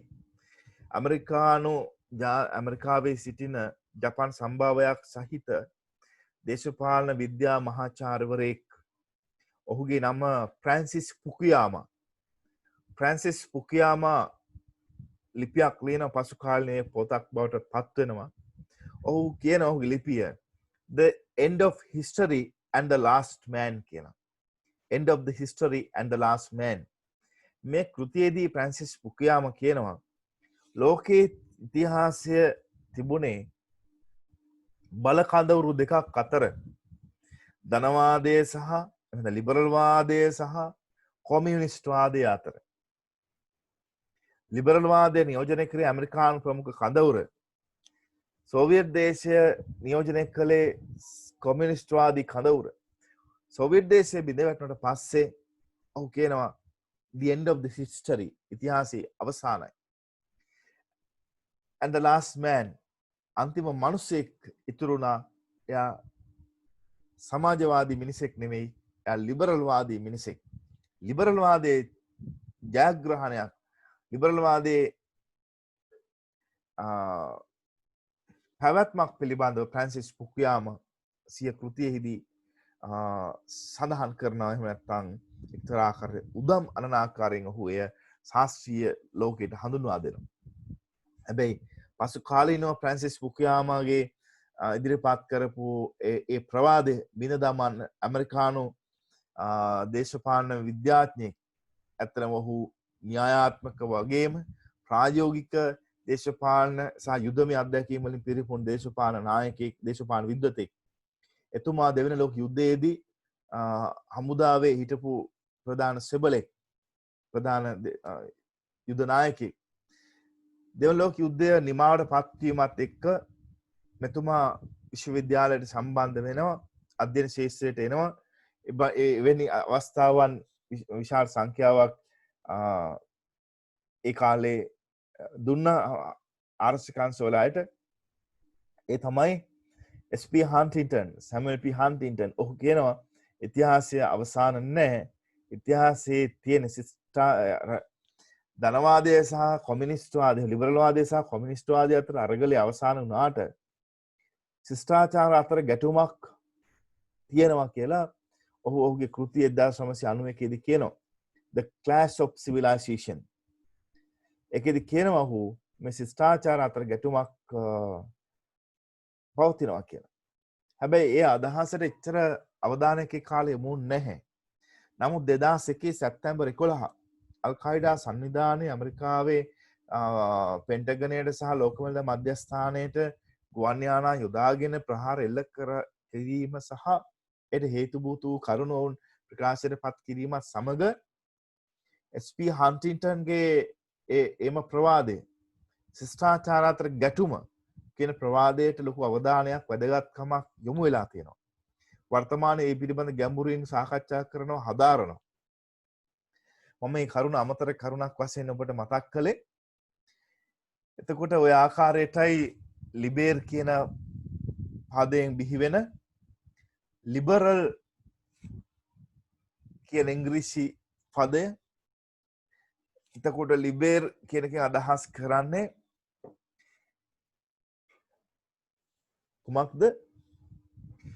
වහල් පන්තියට, වහල් සමාජයට අයිති නැති, ප්‍රවේණි නිදහස් ගොවියන්ට අයිති නැති නිදහස් මිනිසෙක්.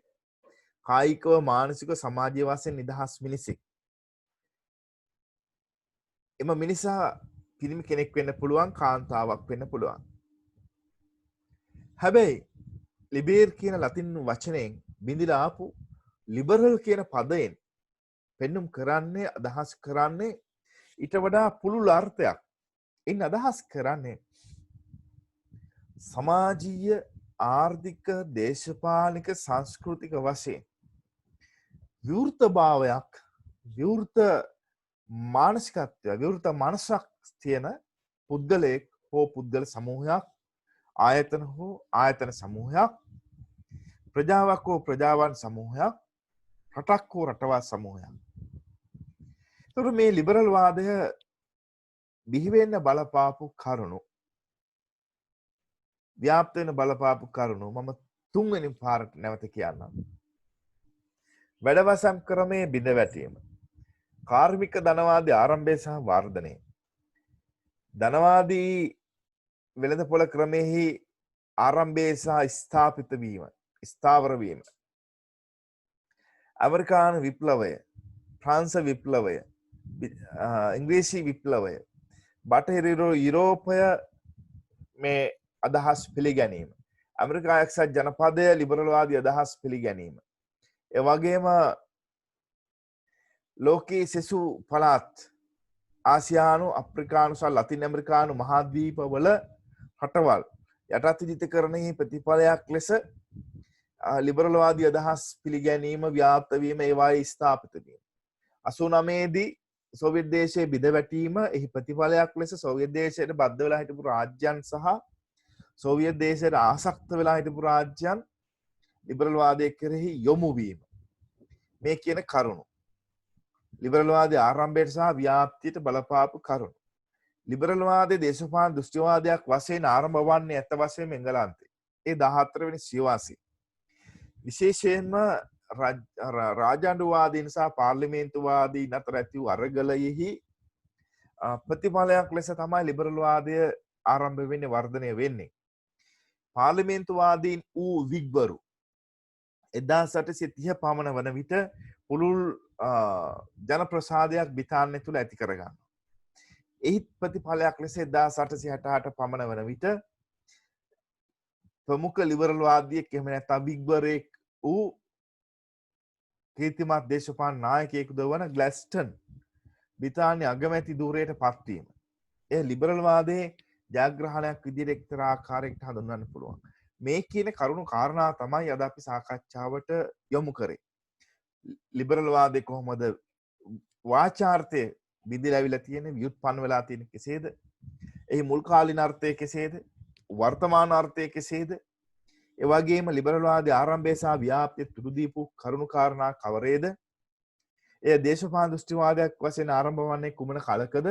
කුමන ප්‍රදේශයකද? කුමන සාධකයේ සඳහා බලපාන්නේද කියන කරුණු අද අපි සාකච්ඡා කළා. ප්‍රායෝගික දේශපාලනික නිදසුන් ඔබට සපයමින්. එතකොට මම හිතන්නේ ඔබට අවබෝධයක් ඇති. ඊළඟ දවසේ ඒ කියන්නේ හෙට නෙමෙයි, අපි බ්‍රහස්පතින්දා දවසේ ලිබරල් වාදය තුල දකින්න ලැබෙන ප්‍රධාන තේමාවන්, මූලික මූලධර්ම පිළිබඳව අපි සාකච්ඡා කරනවා. එකට ඔබ සැම සහභාගී වෙයි කියලා විශ්වාස කරනවා. දැන් අපි මගේ කටහඬ සාකච්ඡාව නවත්වන්නයි සූදානම් වන්නේ. එතකොට ඔයගලන්ට පුළුවන්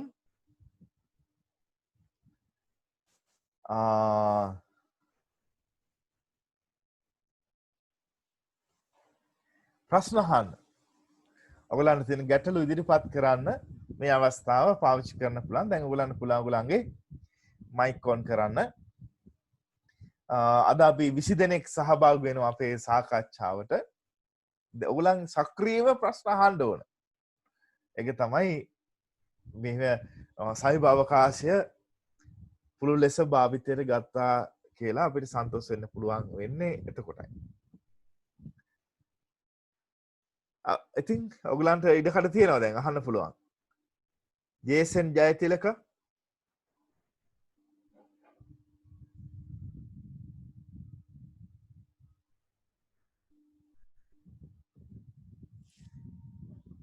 හෙලෝ,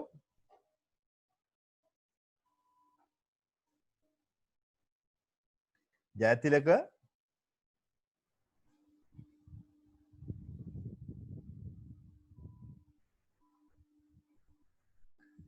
චතුර ඔයා අතුස්සගෙන ඉන්නවා කියන්නේ.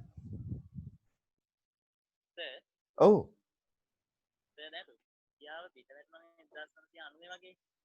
හරියටම 89.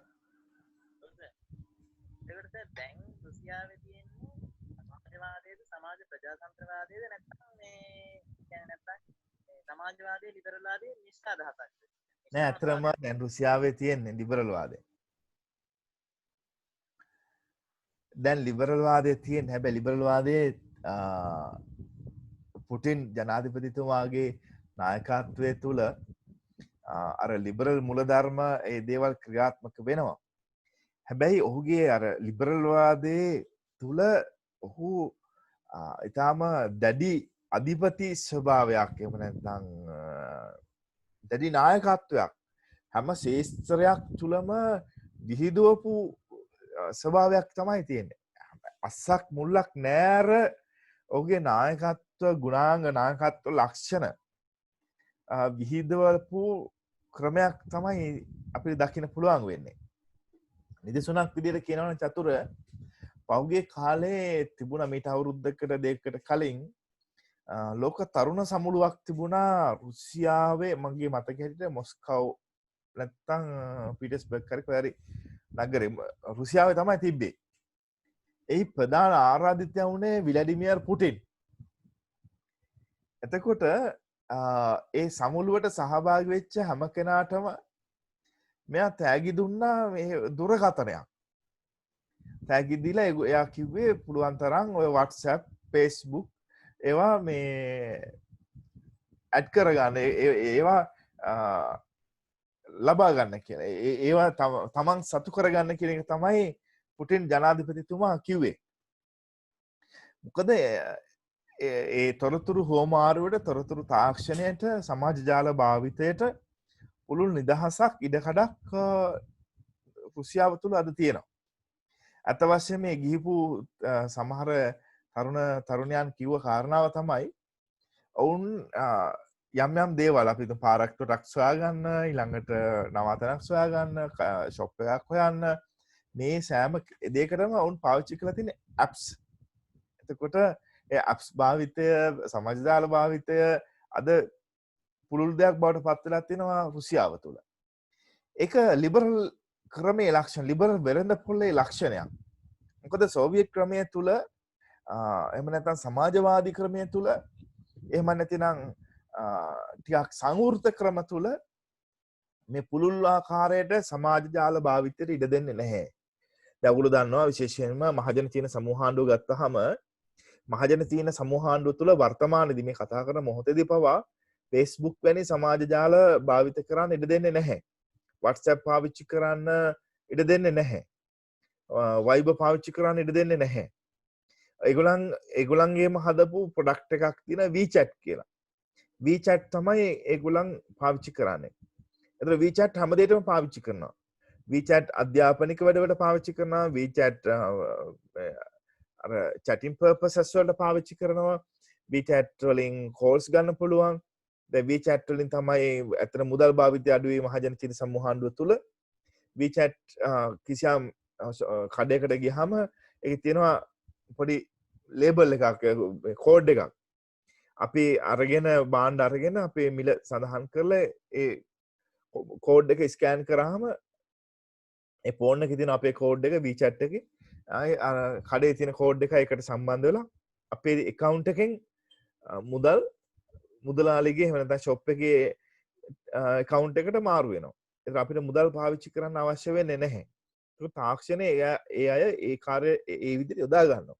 නමුත් ඔවුන් මහජන චීන සමූහාණ්ඩුව සමාජ ජාල භාවිතයට අද පවා ඔවුන් කොතරම් ලිබරල් මම එකයි කිව්වේ ඔවුන්ගේ මහජන චීන සමූහාණ්ඩුවේ දේශපාලන මොඩලය තවමත් කොමියුනිස්ට්වාදී රාමුවක තමයි තියෙන්නේ.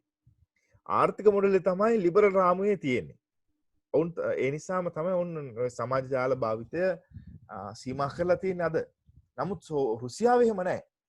රුසියාව පුළුල් ලෙස ඒ සඳහා ඉඩ දීලා තියෙනවා භාවිත කරලා තියෙන. හැබැයි ඔවුන්ගේ ආරක්ෂක සේවාවන් ඔස්සේ මොනිටර් කරනවා. මේ මොන හරි කවුරු හරි නරක වැඩක් කරනවා නම් ඒවා අධීක්ෂණය කරනවා. ඒ ආරක්ෂාව ජාතික ආරක්ෂාව උපරිමයෙන් ඔවුන් තහවුරු කරගන්නවා. දැන් පහුගිය කාලේ දැක්කනේ නේද? ඒ රට යන බාණ්ඩ පවා හැම එකම ගැන ඒගොල්ලෝ ඉතාම දැඩි අධීක්ෂණයකින් සුපරීක්ෂාවකින් සිටිනවා. ඒ නිසා එය තවදුරටත් පැරණි සමාජවාදී කොමියුනිස්ට්වාදී ක්‍රමයක් රුසියාවේ දකින්න ලැබෙන්නේ නැහැ. තව හොඳ ප්‍රශ්නයක්. ක්‍රිටිකල් ප්‍රශ්නයක් එහෙම තමයි ප්‍රශ්න අහන්න ඕන. අනිත් අයට නැද්ද මම මේ නම් කියගෙන ගියෙත් ඒකයි. විශේෂ වශයෙන් පන්ති කාමරේ වගේ. ජයතිලක ජේසන් එයා තමයි ඉස්සලා මට පේන්නේ. ඒකයි එයාගේ නම කිව්වේ. ජයතිලක ඇහෙනවද? ඔව් සර් ඇහෙනවා. මොකුත් නැද්ද අහන්න කරන්න දෙයක්? අද නම් ප්‍රශ්නයක් නෑ සර් පාඩම තේරුණා. ඒ කියන්නේ වෙනද ප්‍රශ්න තිබුණා. තේරුන්නේ නෑ නෑ තිබුණේ නෑ සර්. ඉතින් ඒකනේ එදා අහන්න එපයි. උදා ප්‍රශ්නයක් තිබුණේ නෑ සර්. අද නම් පාඩම තේරුණා අද ප්‍රශ්නයක් නෑ කියන්නේ. වෙනද ප්‍රශ්න තිබුණා වෙනද පාඩම තේරුන්නේ නෑ කියන එකනේ. එහෙනම් ඒක අහන්න ඕනනේ. තේරුණා සර්. හොඳයි නදිකා දිඩුක්සි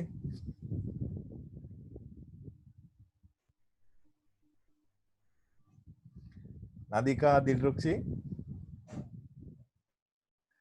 හෙලෝ හෙලෝ ඔව් සර් තේරුණා. ගැටලුවක් නැහැ ගැටලුවක් නෑ සර්. තුෂාරිකා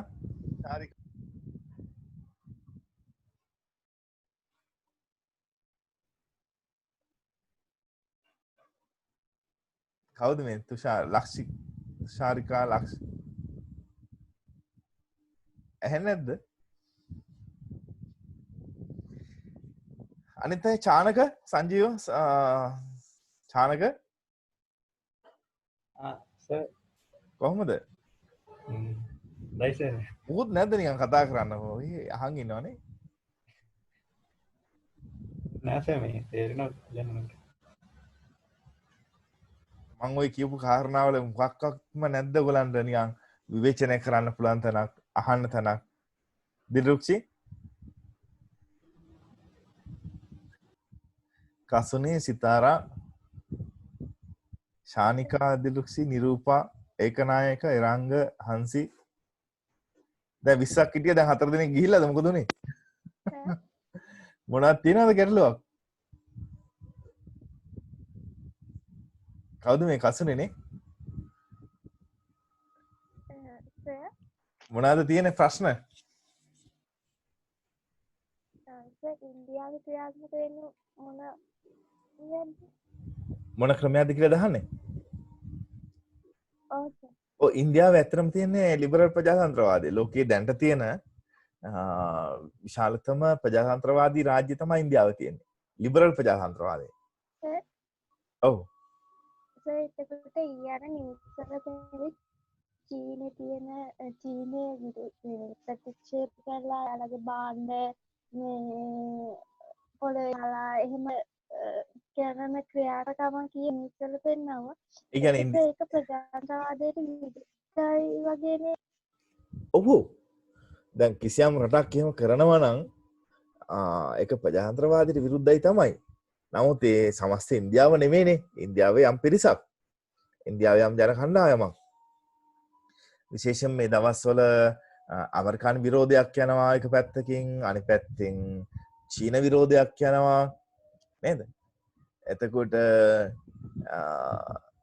දැන් ලංකාවෙත් එහෙමනේ.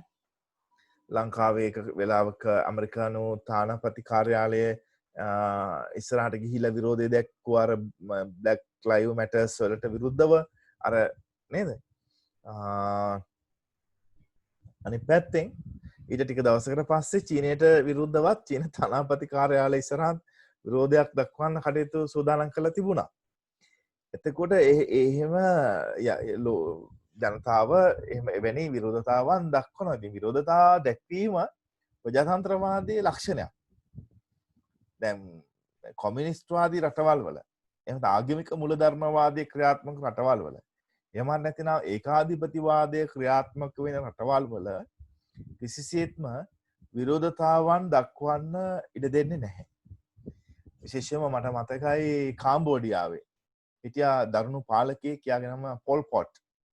මේ පොල් පොට්ගේ කාලේ විශ්වවිද්‍යාල ළමයි උද්ඝෝෂණය කරලා විවේචනය කරලා විරෝධතාවන් දැක්වුවාම එයාට ඒ අර කොරිඩෝවන් දිගේ දන ගහලා ලොකු වද දීලා ඒ අයට ලොකු හිරිහැර කරා. පොල් පොට් ඒකාධිපති පාලකයා සහ ඔහුගේ හමුදාව. ඉතින් අර චීනයට විරුද්ධව ඒ භාණ්ඩ වර්ජනය කිරීම කෙරෙහි යම් රටක් යොමු වෙනවා නම් එහි ප්‍රජාතන්ත්‍රවාදී ගුණය අඩුවීමක් තියෙනවා. නමුත් සම්පූර්ණයෙන්ම බැහැරවීමක් එකකින් අදහස් කරන්නේ නැහැ. මොකද ලිබරල් වාදයේත් තියෙනවා විවිධ ප්‍රභේද. ඒ ප්‍රභේද යටතේ එකකට හෝ වෙන එකකට ලිබරල් ඔය කියන කාරණා ඇතුළත් වෙනවා. තව මොනවද තියෙන්නේ? වෙන අදහස් යෝජනා කසුනි පැහැදිලිද? දිලක්ෂි ඔව්. ඔව් කසුනි. කසුනි පැහැදිලිද? එතකොට එතන ක්‍රියාත්මක වෙන්නේ කාගේ හරි කෙනෙක්ගේ බලපෑමක් නේද සර්? එතකොට ඒක ප්‍රජාතන්ත්‍රවාදයට විරුද්ධයි නේද සර්? නෑ දැන් බලවා කියන අදහසේ ඇත්තක් තියෙනවා. දැන් අපි හිතමු කිසියම් නායකයෙක් එහෙම නැත්නම් කිසියම් දේශපාලන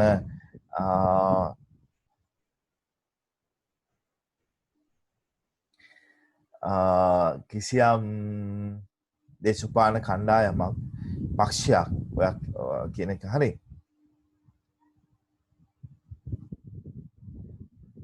හරි එහෙම නැත්නම් පුද්ගලයෙක්ගේ ඍජු හෝ වක්‍ර බලපෑමක් එහෙම නැතිනම් මෙහෙවීමක් මත කරනවා නම් අර අපි කියපු විවෘතභාවය open mindedness කියන එක එතන ඇත්තේ නැහැ. මොකද අපි මානසිකව කිසියම් කෙනෙකුගේ ග්‍රහණයට නතු වෙලා තමයි විරෝධතාව කරන්නේ. මානසිකව කිසියම් කෙනෙකුගේ කිසියම් සංවිධානයක ග්‍රහණයට නතු වෙලා තමයි අපි ඒ සඳහා යොමු වෙන්නේ. නමුත් අපි එතන හරියටම එතන එහෙම එකක් තියෙනවා නම් ඇත්ත වශයෙන්ම ඒ දේ ඍජුව හෝ වක්‍රව සිද්ධ වෙන්න පුළුවන්.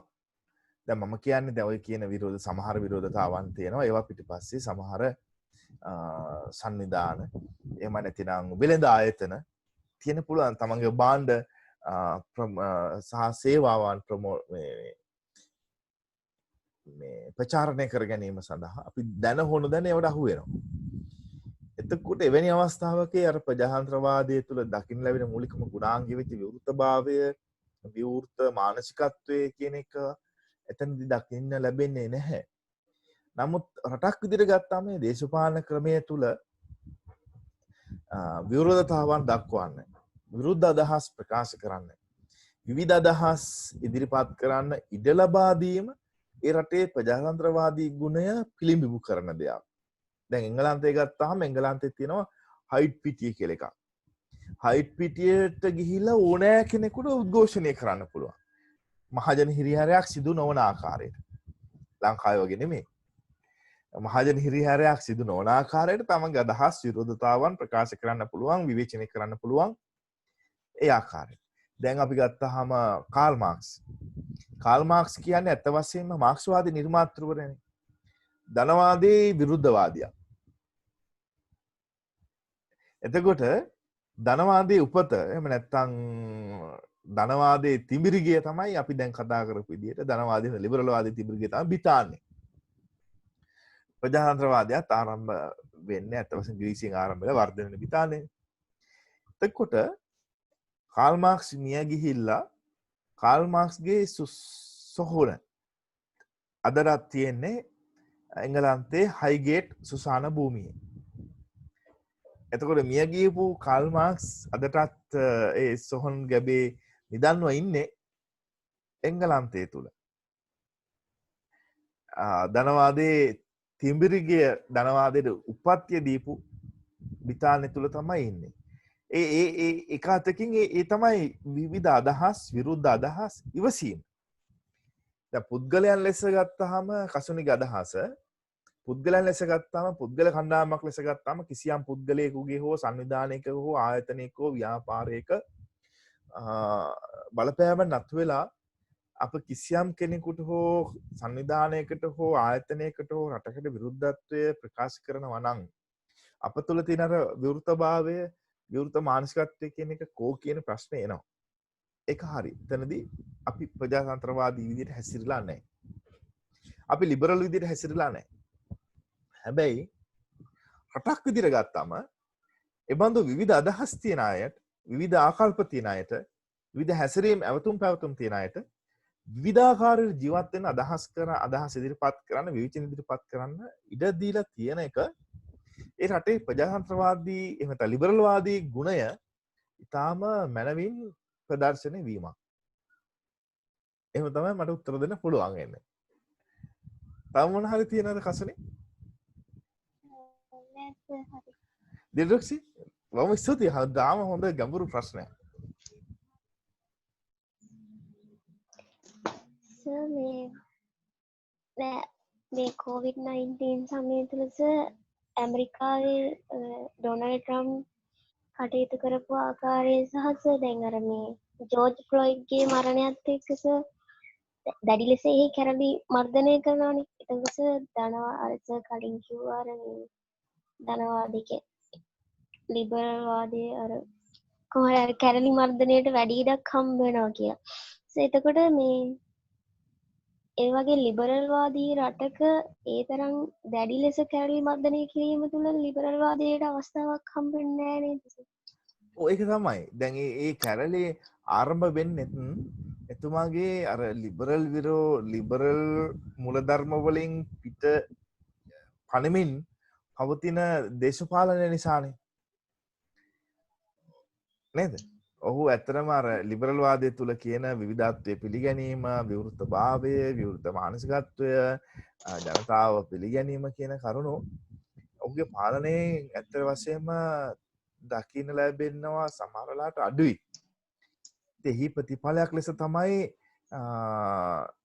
ෆ්ලොයිඩ්ගේ මරණය කේන්ද්‍ර කරගෙන විරෝධතාවන් රාශියක් ඇතිවන්නේ ඒ ඔහුගේ පාලනයේ තිබෙන විශේෂතාව. ඇත්තට මේක ලිබරල් වාදයෙහි මූලික සම්භාව්‍ය ලිබරල් වාදී හරපද්ධතීන් නියෝජනය කරන්නේ නැති තැනක් තමයි අපි දකින්නේ. මේ විරෝධතාවන්ට ඇත්ත වශයෙන්ම ඉඩ දිය යුතුයි, දෙන්න ඕනේ. මේ විරෝධතාවන් පවා මුල් කාලේ සමහර විට ප්‍රචණ්ඩ ස්වභාවයක් ගත්තට පස්සේ කාලයකදී COVID-19 පරතරය තියාගෙන යන අවස්ථා අපි දැක්කා. සාමකාමී අවස්ථාවන් අපි දැක්කා. නේද? ඉතින් එසේ නොවිය යුතුයි. නමුත් දැන් ලිබරල් වාදයටම වඩා එවැනි රටවල් අනුගමනය කරන අර මේ සංක්‍රමණ විරෝධී ප්‍රතිපත්තිය, විශේෂයෙන්ම ට්‍රම්ප් ජනාධිපතිතුමා යටතේ ඇමරිකා එක්සත් ජනපදයේ අනුගමනය කරන සංක්‍රමණ විරෝධී ප්‍රතිපත්තිය ඒ සඳහා යම් ආකාරයකට හේතු වෙලා තිබෙනවා. මොකද ට්‍රම්ප් ජනාධිපතිතුමාගේ ජයග්‍රහණය පිටපසත් ඉන්නේ සංක්‍රමණ විරෝධී අදහස් දරපු ඇමරිකානු එක්සත් ජනපද වාසීන්. මොකද සංක්‍රමණ විශේෂම ආසියා, අප්‍රිකා සහ ලතින් ඇමරිකානු රටවල් වලින් ගිහිල්ලා ඒ රටවල් වල ජීවත් වෙන සංක්‍රමණිකයන් වශයෙන් ජීවත් වෙන පිරිස නිසා මේ ඒ රටවල් වලට යම් ආකාරයකට ප්‍රශ්න ගැටලු මතුවලා තියෙනවා. ඉතින් ඒවට ප්‍රතිචාර තමයි ලැබෙමින් පවතින්නේ. එය විශේෂයෙන්ම මේට වඩා ටිකක් ගැඹුරින් සාකච්ඡා කරන්න ඕන, අධ්‍යයනය කරන්න ඕන කරුණක් දෙතුක්සි. තව මොන හරි තියෙනවද පැහැදිලිද? ඔව් සර්. එතකොට වර්ගවාදය, ඊට පස්සේ ජාතිවාදී ගැටුම්, ආගම්වාදී ගැටුම් නැති වෙන ලිබරල් වාදයේ පවතින රටවල ලක්ෂණයක්ද? මොකක්ද දෙතුක්සි? ජාතිවාදී ගැටුම්, ආගම්වාදී ගැටුම්, වර්ගවාදී ගැටුම් ආදී ඒ වගේ ගැටුම් නැතිවීම සමහරට කුල අතර තියෙන ගැටුම් වෙන්න පුළුවන්. ඒවා ලිබරල් වාදයේ පවතින රටවල ඇති වෙන ගැටුම් වල ලක්ෂණද? ඇත්තටම ලිබරල් වාදය තුල එවැනි ආකාරයේ ගැටුම් එහෙම කියන්න බෑ ඇත්තටම. ඒක ලිබරල් වාදයේ තුලද සමාජවාදයේ තුලද කියලා කියන්න බෑ. ඒකෙදි සමාජයේ තියෙනවා මේ සජාතීය බව සහ විෂම ජාතීය බව කියන එකක්.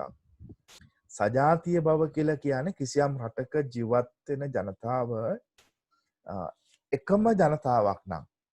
ඒ කියන්නේ ඒගොල්ලන් ජාතිය වශයෙන්, කුල වශයෙන්, ආගම වශයෙන්, දේශපාලනික වශයෙන් විවිධ මත තියෙන පුළුවන්.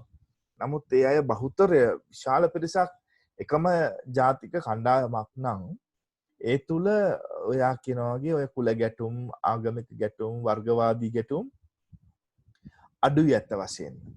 ඒ සඳහා දෙන්න පුළුවන් හොඳම උදාහරණය තමයි ජපානය.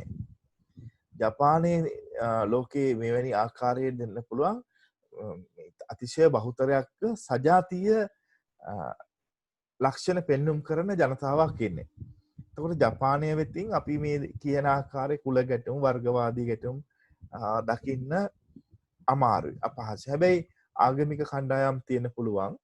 මට මතක ඇති ටික අවස්ථාවක සෝකෝ අසහර කියලා ආගමික නායකයෙක් මතුවෙලා ඔහු විවිධ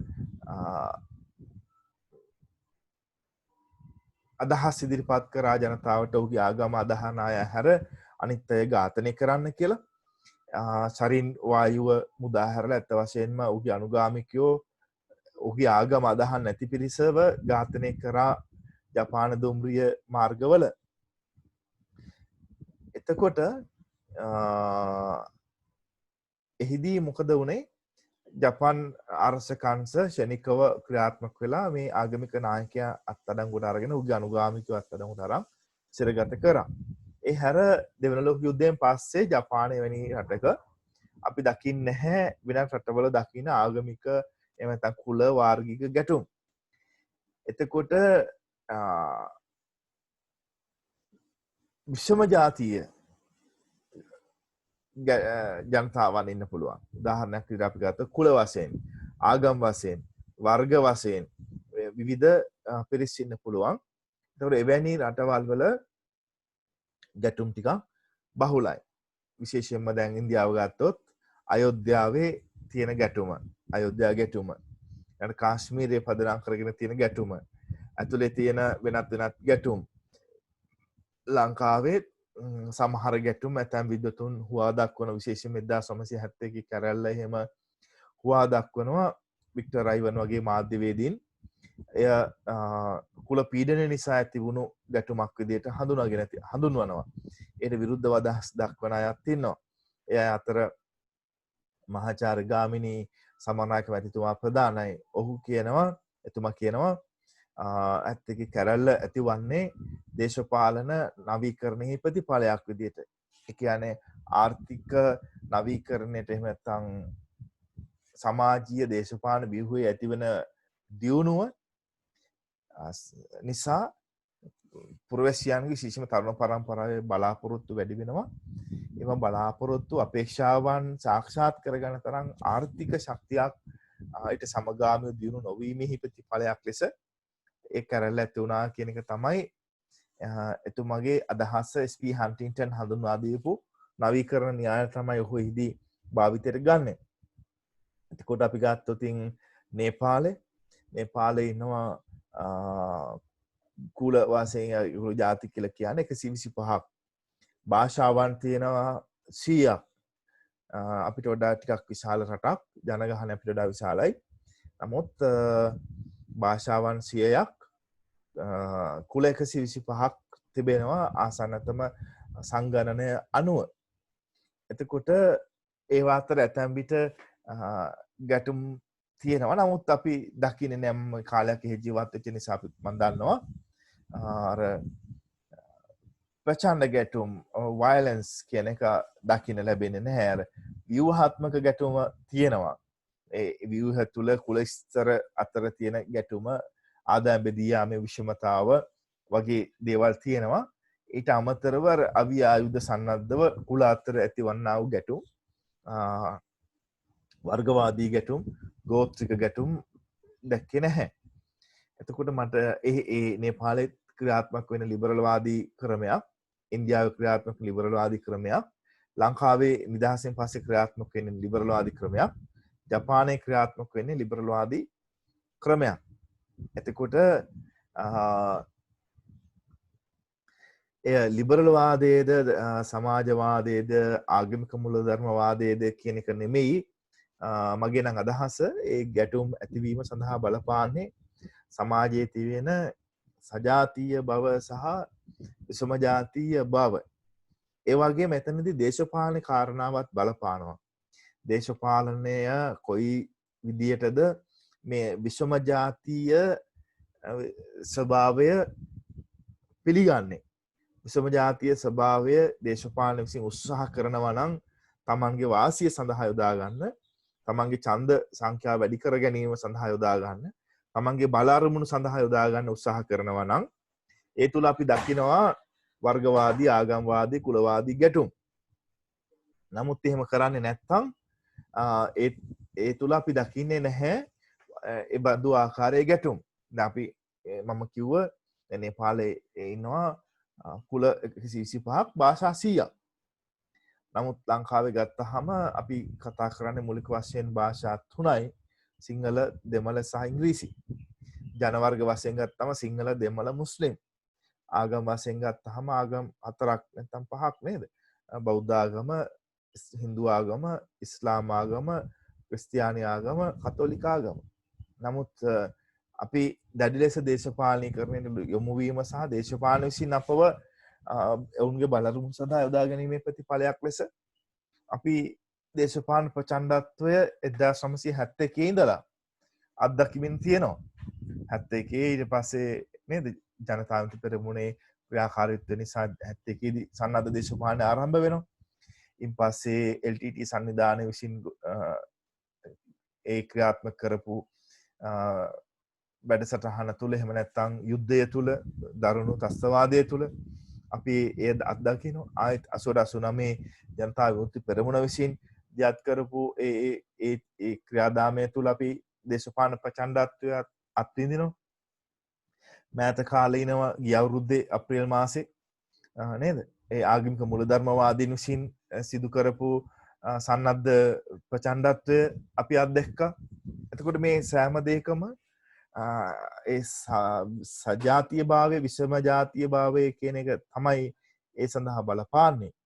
ඒ විතරක් නෙමෙයි ඒ රටේ දේශපාලනය සහ ආර්ථිකය කුමනාකාරයට මේ සජාතීය සහ විෂම ජාතීය බව කෙරෙහි ප්‍රතිචාර දක්වනවද කියන කරුණ.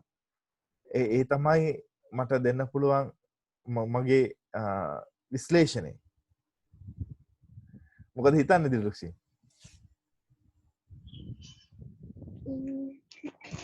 පැහැදිලි සර්. වෙන මොනවද තියෙන්නේ?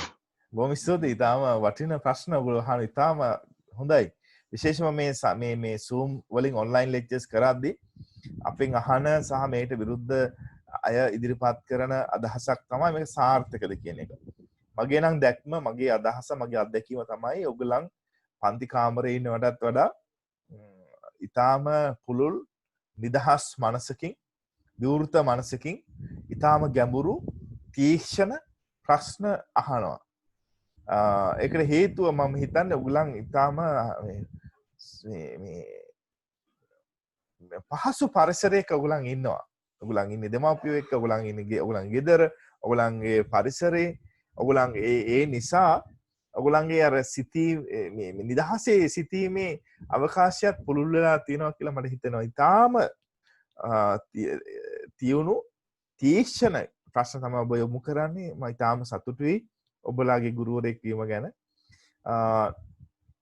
ඔය තීක්ෂණ බව, ඔය විවේචනාත්මක බව, ඔය ක්‍රිටිකල් බව තවත් වැඩි කරගන්න ඕන. තව දියුණු කරගන්න ඕන. එතකොට තමයි ඊටාම ඉහළ මට්ටමට යන්න පුළුවන් වෙන්නේ. ඒතකොට තමයි නියම දේශපාලන විද්‍යාර්ථියෙක් නිර්මාණය වෙන්නේ. ඔව් චතුර?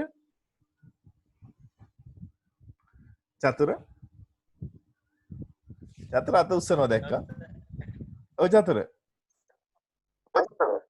මේ පොඩි ප්‍රශ්නයක් තියෙනවා මේ කොල්ල අපසතිය අහන්නද මේ? නෑ අහන්න. ඒ කියන්නේ මම අහලා තියෙනවා අර මාක්ස්වාදීන් කියනවා මේ ප්‍රතිස්ථාදයට පොඩි චෝදනාවක් අර ඒ කියන්නේ ධනවාදයේ උච්චතම අවස්ථාවේ ඇති වෙන දේ තමයි මේ ප්‍රතිස්ථාදය කියන්නේ කියලා. ඒකට මේ ඒ ප්‍රකාශයට මේ ලිබරල් වාදයේ තියෙන සම්බන්ධය මොකද්ද? කවුද එහෙම චෝදනාවක් කරන්නේ? ධනවාදී උච්චතම අවස්ථාව පැසිස්ට්වාදය කියලා කවුද චෝදනා කරන්නේ? සමාජවාදීන්. ඔව් සර්. ආහා. ඒක මෙහෙමයි දැන් අපි හිතමු ධනවාදයේ උච්චතම අවස්ථාව පැසිස්ට්වාදය කියලා කියන්නේ දැන් ධනවාදයේ උච්චතම අවස්ථාව පැසිස්ට්වාදය කියන්නේ තේරීමක් නැහැ කියන එක. තෝරා ගැනීමක් නැහැ. අපිට දෙයක් හදලා දුන්නොත් ඒ ඔස්සේ තමයි යන්නේ. දැන් අපි කෝච්චි පාර වගේ ලංකාවේ. දැන් අපි කෝච්චියක නැග්ගොත් ඔය කෝච්චිය යන්නේ රේල් පාරනේ. කෝච්චියට බෑ මුහුදු පාර යන්න. මුහුදු වතුර යන්න බෑ. ගඟේ යන්න බෑ. නේද? ගඟ උඩින් තියෙන පාර රේල් පීරි තමයි යන්න වෙන්නේ. ඉතින් ඒ වගේ ෆැසිස්ට්වාදයෙන් කියන්නේ වෙන විකල්ප නැහැ. එක දෙයයි ඒකට තමයි ඉලක්ක වෙන්නේ. ඒක තමයි තේරීම. එතකොට ධනවාදී උච්චතම අවස්ථාවේදී ඇත්තටම අපි එක්තරා අවස්ථාවක උච්චතමද කියන්න අමාරු නමුත් ඉන්නවානේ. ඉතින් ඒ ධනවාදයෙන් නිර්මාණය කරන යම් යම් දේවල් යම් යම් ඉලක්ක යම් විශේෂයෙන්ම ධනවාදයෙන් නිර්මාණය කරන දේවල් තමයි යම් යම් භාණ්ඩ සේවා නිෂ්පාදනය කරලා ඒවට සරලන විදිහට අපි අවතුම් පැවතුම් නිෂ්පාදනය කරනවා. අවතුම් පැවතුම් හදගස්ස ගන්න අපිට උදව් කරනවා. අපිට පොළඹවනවා. දැන් මං එදාත් මම ඔයගලන්ට උදාහරණයක් කිව්වේ මම ඔයගලන්ට ප්‍රස්ටි කාලෙත් කියලා තියෙනවා. අපි ඔලුව කැක්කුමක් හැදුනොත් නේද? එහෙම නැත්නම් අපේ අතපයක් පොඩ්ඩක් හිරි වැටෙනවා නම් රිදෙනවා නම් තැලෙනවා වගේ නම් අපි මොකද කරන්නේ? ඔයගොල්ලෝ දාන්න උත්තරේ. මම ඒක පාවිච්චි කරන්නේ නැහැ මොකද මේ වෙනද ප්‍රචාරණයක් වෙන නිසා අපි කියනවා අහවල් එක බොන්න කියලා නේ. අහවල් දේ අරගෙන පොඩ්ඩක් ගන්න කියලා කියනවා. එතකොට අර අපි කතා කරන විවෘතභාවය open mindedness පුළුල් දැක්ම කො අපි ධනවාදයේ විසින් අපේ හිත තුළට අර ඉලක්ක අරමුණු භාණ්ඩ සේවා කවද්දලා තියෙන්නේ. ඒකම තමයි එදාත් මම අර කිව්ව කුමාරලියනගේ අපේ ශ්‍රේෂ්ඨ කවියා ලේඛකයා විවේචකයා සමාජ විවේචකයා ලියලා තියෙන කෘතියක් ඔයගොල්ලෝ අරගෙන බලන්න. ඒ පොතේ නම චේ සහ ඇපල්. ඔව් කියනවා තරුණ පරම්පරාව තුළ ඒ මනස තුළ ඉලක්ක දෙකයි තියෙන්නේ. ඒ තමයි එකක් චේ අනිත් එක ඇපල්. චේ කියන්නේ අර අර්ථපූර්ණ චේ නෙමෙයි. චේ වගේ වෙන්න ඕන කියන එක නෙමෙයි. චේ වගේ විප්ලවවාදියෙක් හෝ සමාජවාදියෙක් වෙන්න ඕන කියන එක නෙමෙයි. අද චේ කියන්නේ වෙළඳ භාණ්ඩයක්. නේද? ඉන්න වෙළඳ භාණ්ඩයක්. කමිසයක සලකුණක් තමයි අද චේ කියන්නේ. තරුණ පරම්පරාවේ සලකුණක් තමයි චේ. වෙළඳ භාණ්ඩයක්. දැන් බොබ් මාලේ කියන්නේ හොඳ සංගීතඥයෙක්. නමුත් අද අපිට බොබ් මාලේ මොකද වෙලා තියෙන්නේ? ඇත්තටම වෙළඳ භාණ්ඩයක් වෙලා තියෙනවා. වෙළඳ සලකුණක් වෙලා තියෙනවා. නේද? ඇපල්. ඔහු කියන්නේ අපි කන ඇපල් නෙමෙයි. ඒක තමයි අපේ තරුණ පරම්පරාවේ ඉලක්කය බවට පත් වෙලා තියෙන්නේ. දැන් ඔයගොල්ලන්ගේ මම වෙනදා මම පන්ති කාමරේදී අහනවා ඔයගොල්ලන්ගේ ඔය පාවිච්චි කරන ඉලෙක්ට්‍රොනික ගැජට්ස් වල ඔයගොල්ලෝ කොතැනද යන්න කැමති කියලා. ඒක තමයි කුමාරලියනගේ කියන්නේ මෙන්න මේවැනි තරුණ පරම්පරාවක් ඉන්නේ. ඒ තරුණ පරම්පරාවේ ඒ ඉලක්ක හදලා තියෙන්නේ කවුරුන් විසින්ද? ධනවාදී විසින්. එතකොට අපේ වෙන තේරීමක් කරන්නේ නැහැ. අපේ ඒ හදපු ඉලක්ක ඔස්සේ යනවා. දැන් පැසිස්ට්වාදීනුත් එහෙමනේ. පැසිස්ට්වාදී නායකයා කිව්වහම ඔබට තියෙන ආර්ය ලේ කියලා අපි විශ්වාස කරනවා. ඒගොල්ලෝ විශ්වාස කරා පැසිස්ට්වාදී. ආර්ය ලේ ඔබට තියෙන ආර්ය ලේ අනිත් එක්කනට ආර්ය ලේ නැහැ. ඒ නිසා ඌව ඝාතනය කළ යුතුය කිව්වහම විශ්වාස කරනවා. ඊළඟ ඌව ඝාතනය කරනවා. ඒ වගේ තමයි. ධනවාදයේ තුල පැසිස්ට්වාදී ආකාරයටම හදලා තියෙනවා යම් යම් ඉලක්ක අරමුණු භාණ්ඩ හා සේවා ආචාර ධර්ම norms නේද? දැන් ඔයගොල්ලෝ හෙට අනිද්දා විවාහ වෙන්න සූදානම්ෙන් ඉන්නේ. උපාධිය ගත්තාම. එතකොට දැන් මෑත කාලේදී ඇවිල්ලා තියෙනවා ක්‍රමයක් ඒ තමයි ප්‍රී ෂූට් කරන්න ඕන කියලා. ඉස්සර කාලේ තිබුණ නැහැ. මීට අවුරුදු 5කට 7කට කලින් ප්‍රී ෂූට් කතාව තිබුණ නැහැ. දැන් ප්‍රී ෂූට්.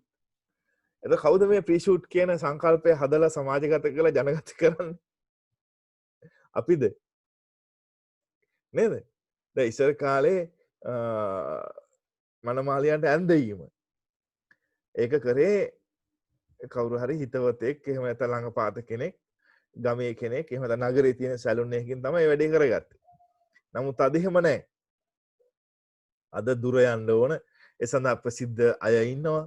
ඒ සඳහා විශාල ගණන් අය කරනවා. නේද? ඒ වැඩිපුර මුදලක් දීලා විශාල තැනකින් එක කරගත්තොත් තමයි තමන්ගේ විවාහ ජීවිතය සාර්ථක වෙන්නේ කියලා අද තරුණ පරම්පරාව විශ්වාස කරනවා. කවුද මේවා හදලා තියෙන්නේ? කවුද මේවා නිර්මාණය කරලා තියෙන්නේ? නේ? දැන් අද ඒ තරු සමාජයක් නේ තියෙන්නේ. ස්ටා පස්සේ යන නේද? තරුවක් වීම තමයි සිහිනය. ඉතින් ඒවා ඔක්කොම මේ ධනවාදී ලක්ෂණ. ධනවාදීන් අපිට දෙන දේවල් නිෂ්පාදනය කරලා දෙන දේවල්. අපි ඒවා අල්ලගෙන ඒවා පස්සේ තමයි යන්නේ. ඉතින් එහිදී අර පැසිස්ට්වාදයේ වගේම අපි දකිනවා තේරීමක් නැති ලිබරල් වාදීන් ඕන දේ අපි ප්‍රතික්ෂේප කරන දරුණු ලෙස ඒ වගේම ලිබරල් වාදී දේ පිළිබඳව විවෘත මනසකින් තොරව අපි අන්දානුකරණයෙන් සමහර වෙලාවට ඒ ඔස්සේ ඊපස්සේ සමහරට ඔළුවේ ඉසේ තියාගෙන අර නේද පූජා වට්ටිය වගේ අරගෙන යන අවස්ථාවක් අපි දැකලා තියෙනවා.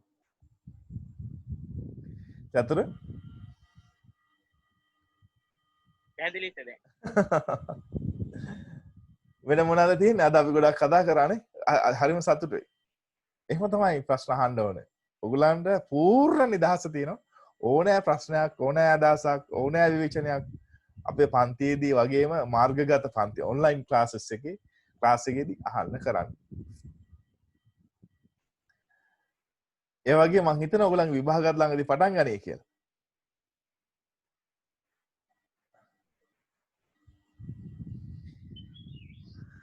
දිලුක්සි සර් මේ COVID-19 තත්ත්වය තුළ අර මේ යුරෝපයේ හිටිය දේශපාලඥ විචාරකයන් කිව්වා මේ ආසියාවේ තිබ්බ සමහර ක්‍රමයන් යුරෝපයට ගියාගෙන දැන් අතට අත දෙන්න නැතුව ආයිබෝන් කියන ඒවා.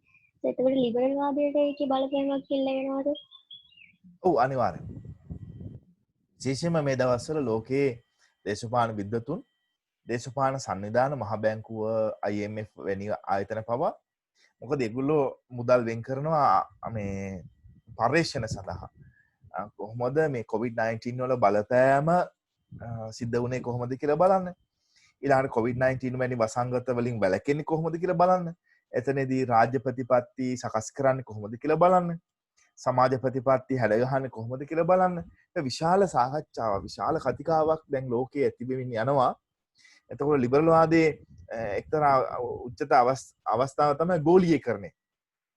එතකොට මේ ගෝලීකරණය අන්තර්ජාතික වෙළඳාම. මේවා මේ මෙවැනි ව්‍යසනකාරී තත්වයකදී තවදුරටත් පවත්වාගෙන යන්න පුළුවන්ද? නේද?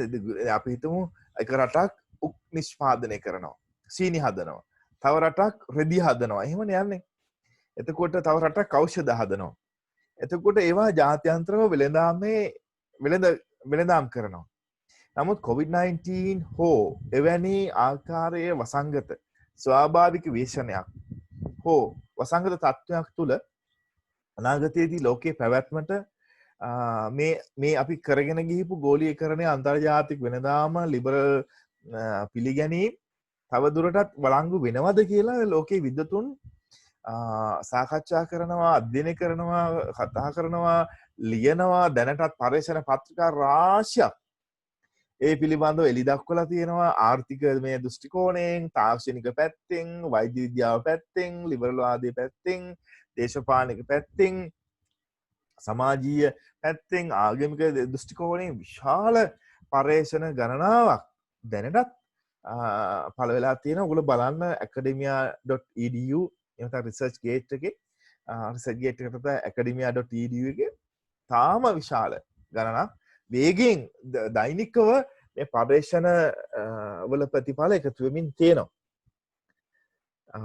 ඒ නිසා ලිබරල් වාදයේ හැඩගැස්ම දැන් අපි දැක්ක සම්භාව්‍ය ලිබරල් වාදය ඇති වුණේ කිසියම් හේතුවක් නිසා. ඊට පස්සේ නූතන ලිබරල් වාදය එහෙම නැත්නම් රාජ්‍ය සුබ සාධන වාදය ඇති වෙන්නේ තවත් හේතුවක් නිසා.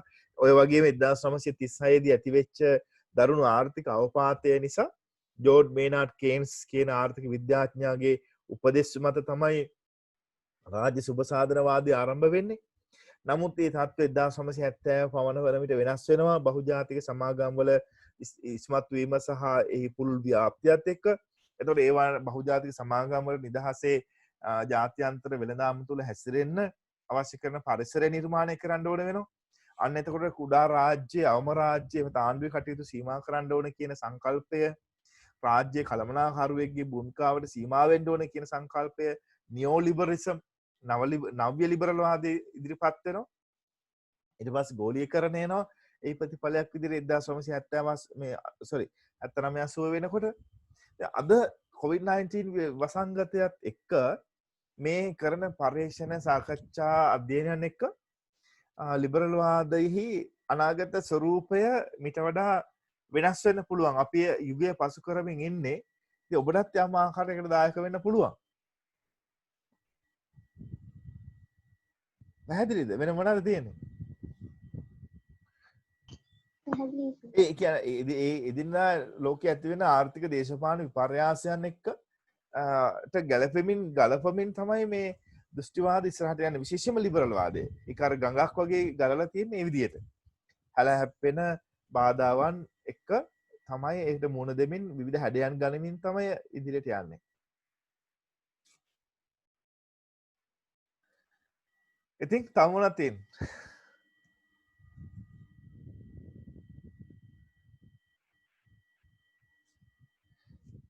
හෙලෝ. එහෙනම් අදට අපි නවතිමුද? අපි දැන් පුරා පැය පැයක් දේශනය කරා.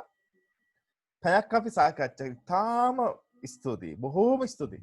මොකද ඔයගොල්ලන් ඊටාම වටින තීක්ෂණ ක්‍රිටිකල් ප්‍රායෝගික ප්‍රශ්න අදහස් විවේචන ඉදිරිපත් කරනවා. ඒ නිසා ඒක තමයි ඔයගොල්ලන්ගේ තියෙන විශේෂත්වය. ඒක තමයි අපේ පන්තියේ තියෙන විශේෂත්වය. ඔයගොල්ලන්ට ඕනෑ දෙයක් අහන්න පූර්ණ නිදහස උපරිමයෙන් තියෙනවා. ඕනෑ විවේචනයක් කරන්න පූර්ණ නිදහස උපරිමයෙන් තියෙනවා. ඒ නිසා නිදහස් අදහස් වලට වැට බඳින්න අපි සූදානම් නැහැ. ඒ නිසා ඔබේ නිදහස් අදහස් ඉදිරිපත් කරන්න ඕන. අදට එහෙනම් අපි සමුගමුද මොකද කියන්නේ? දිලුක්ෂි තව මොන හරි ප්‍රශ්න තියෙනවද? චතුර? තව ප්‍රශ්න නැත. නිරූපා, තුෂාරිකා?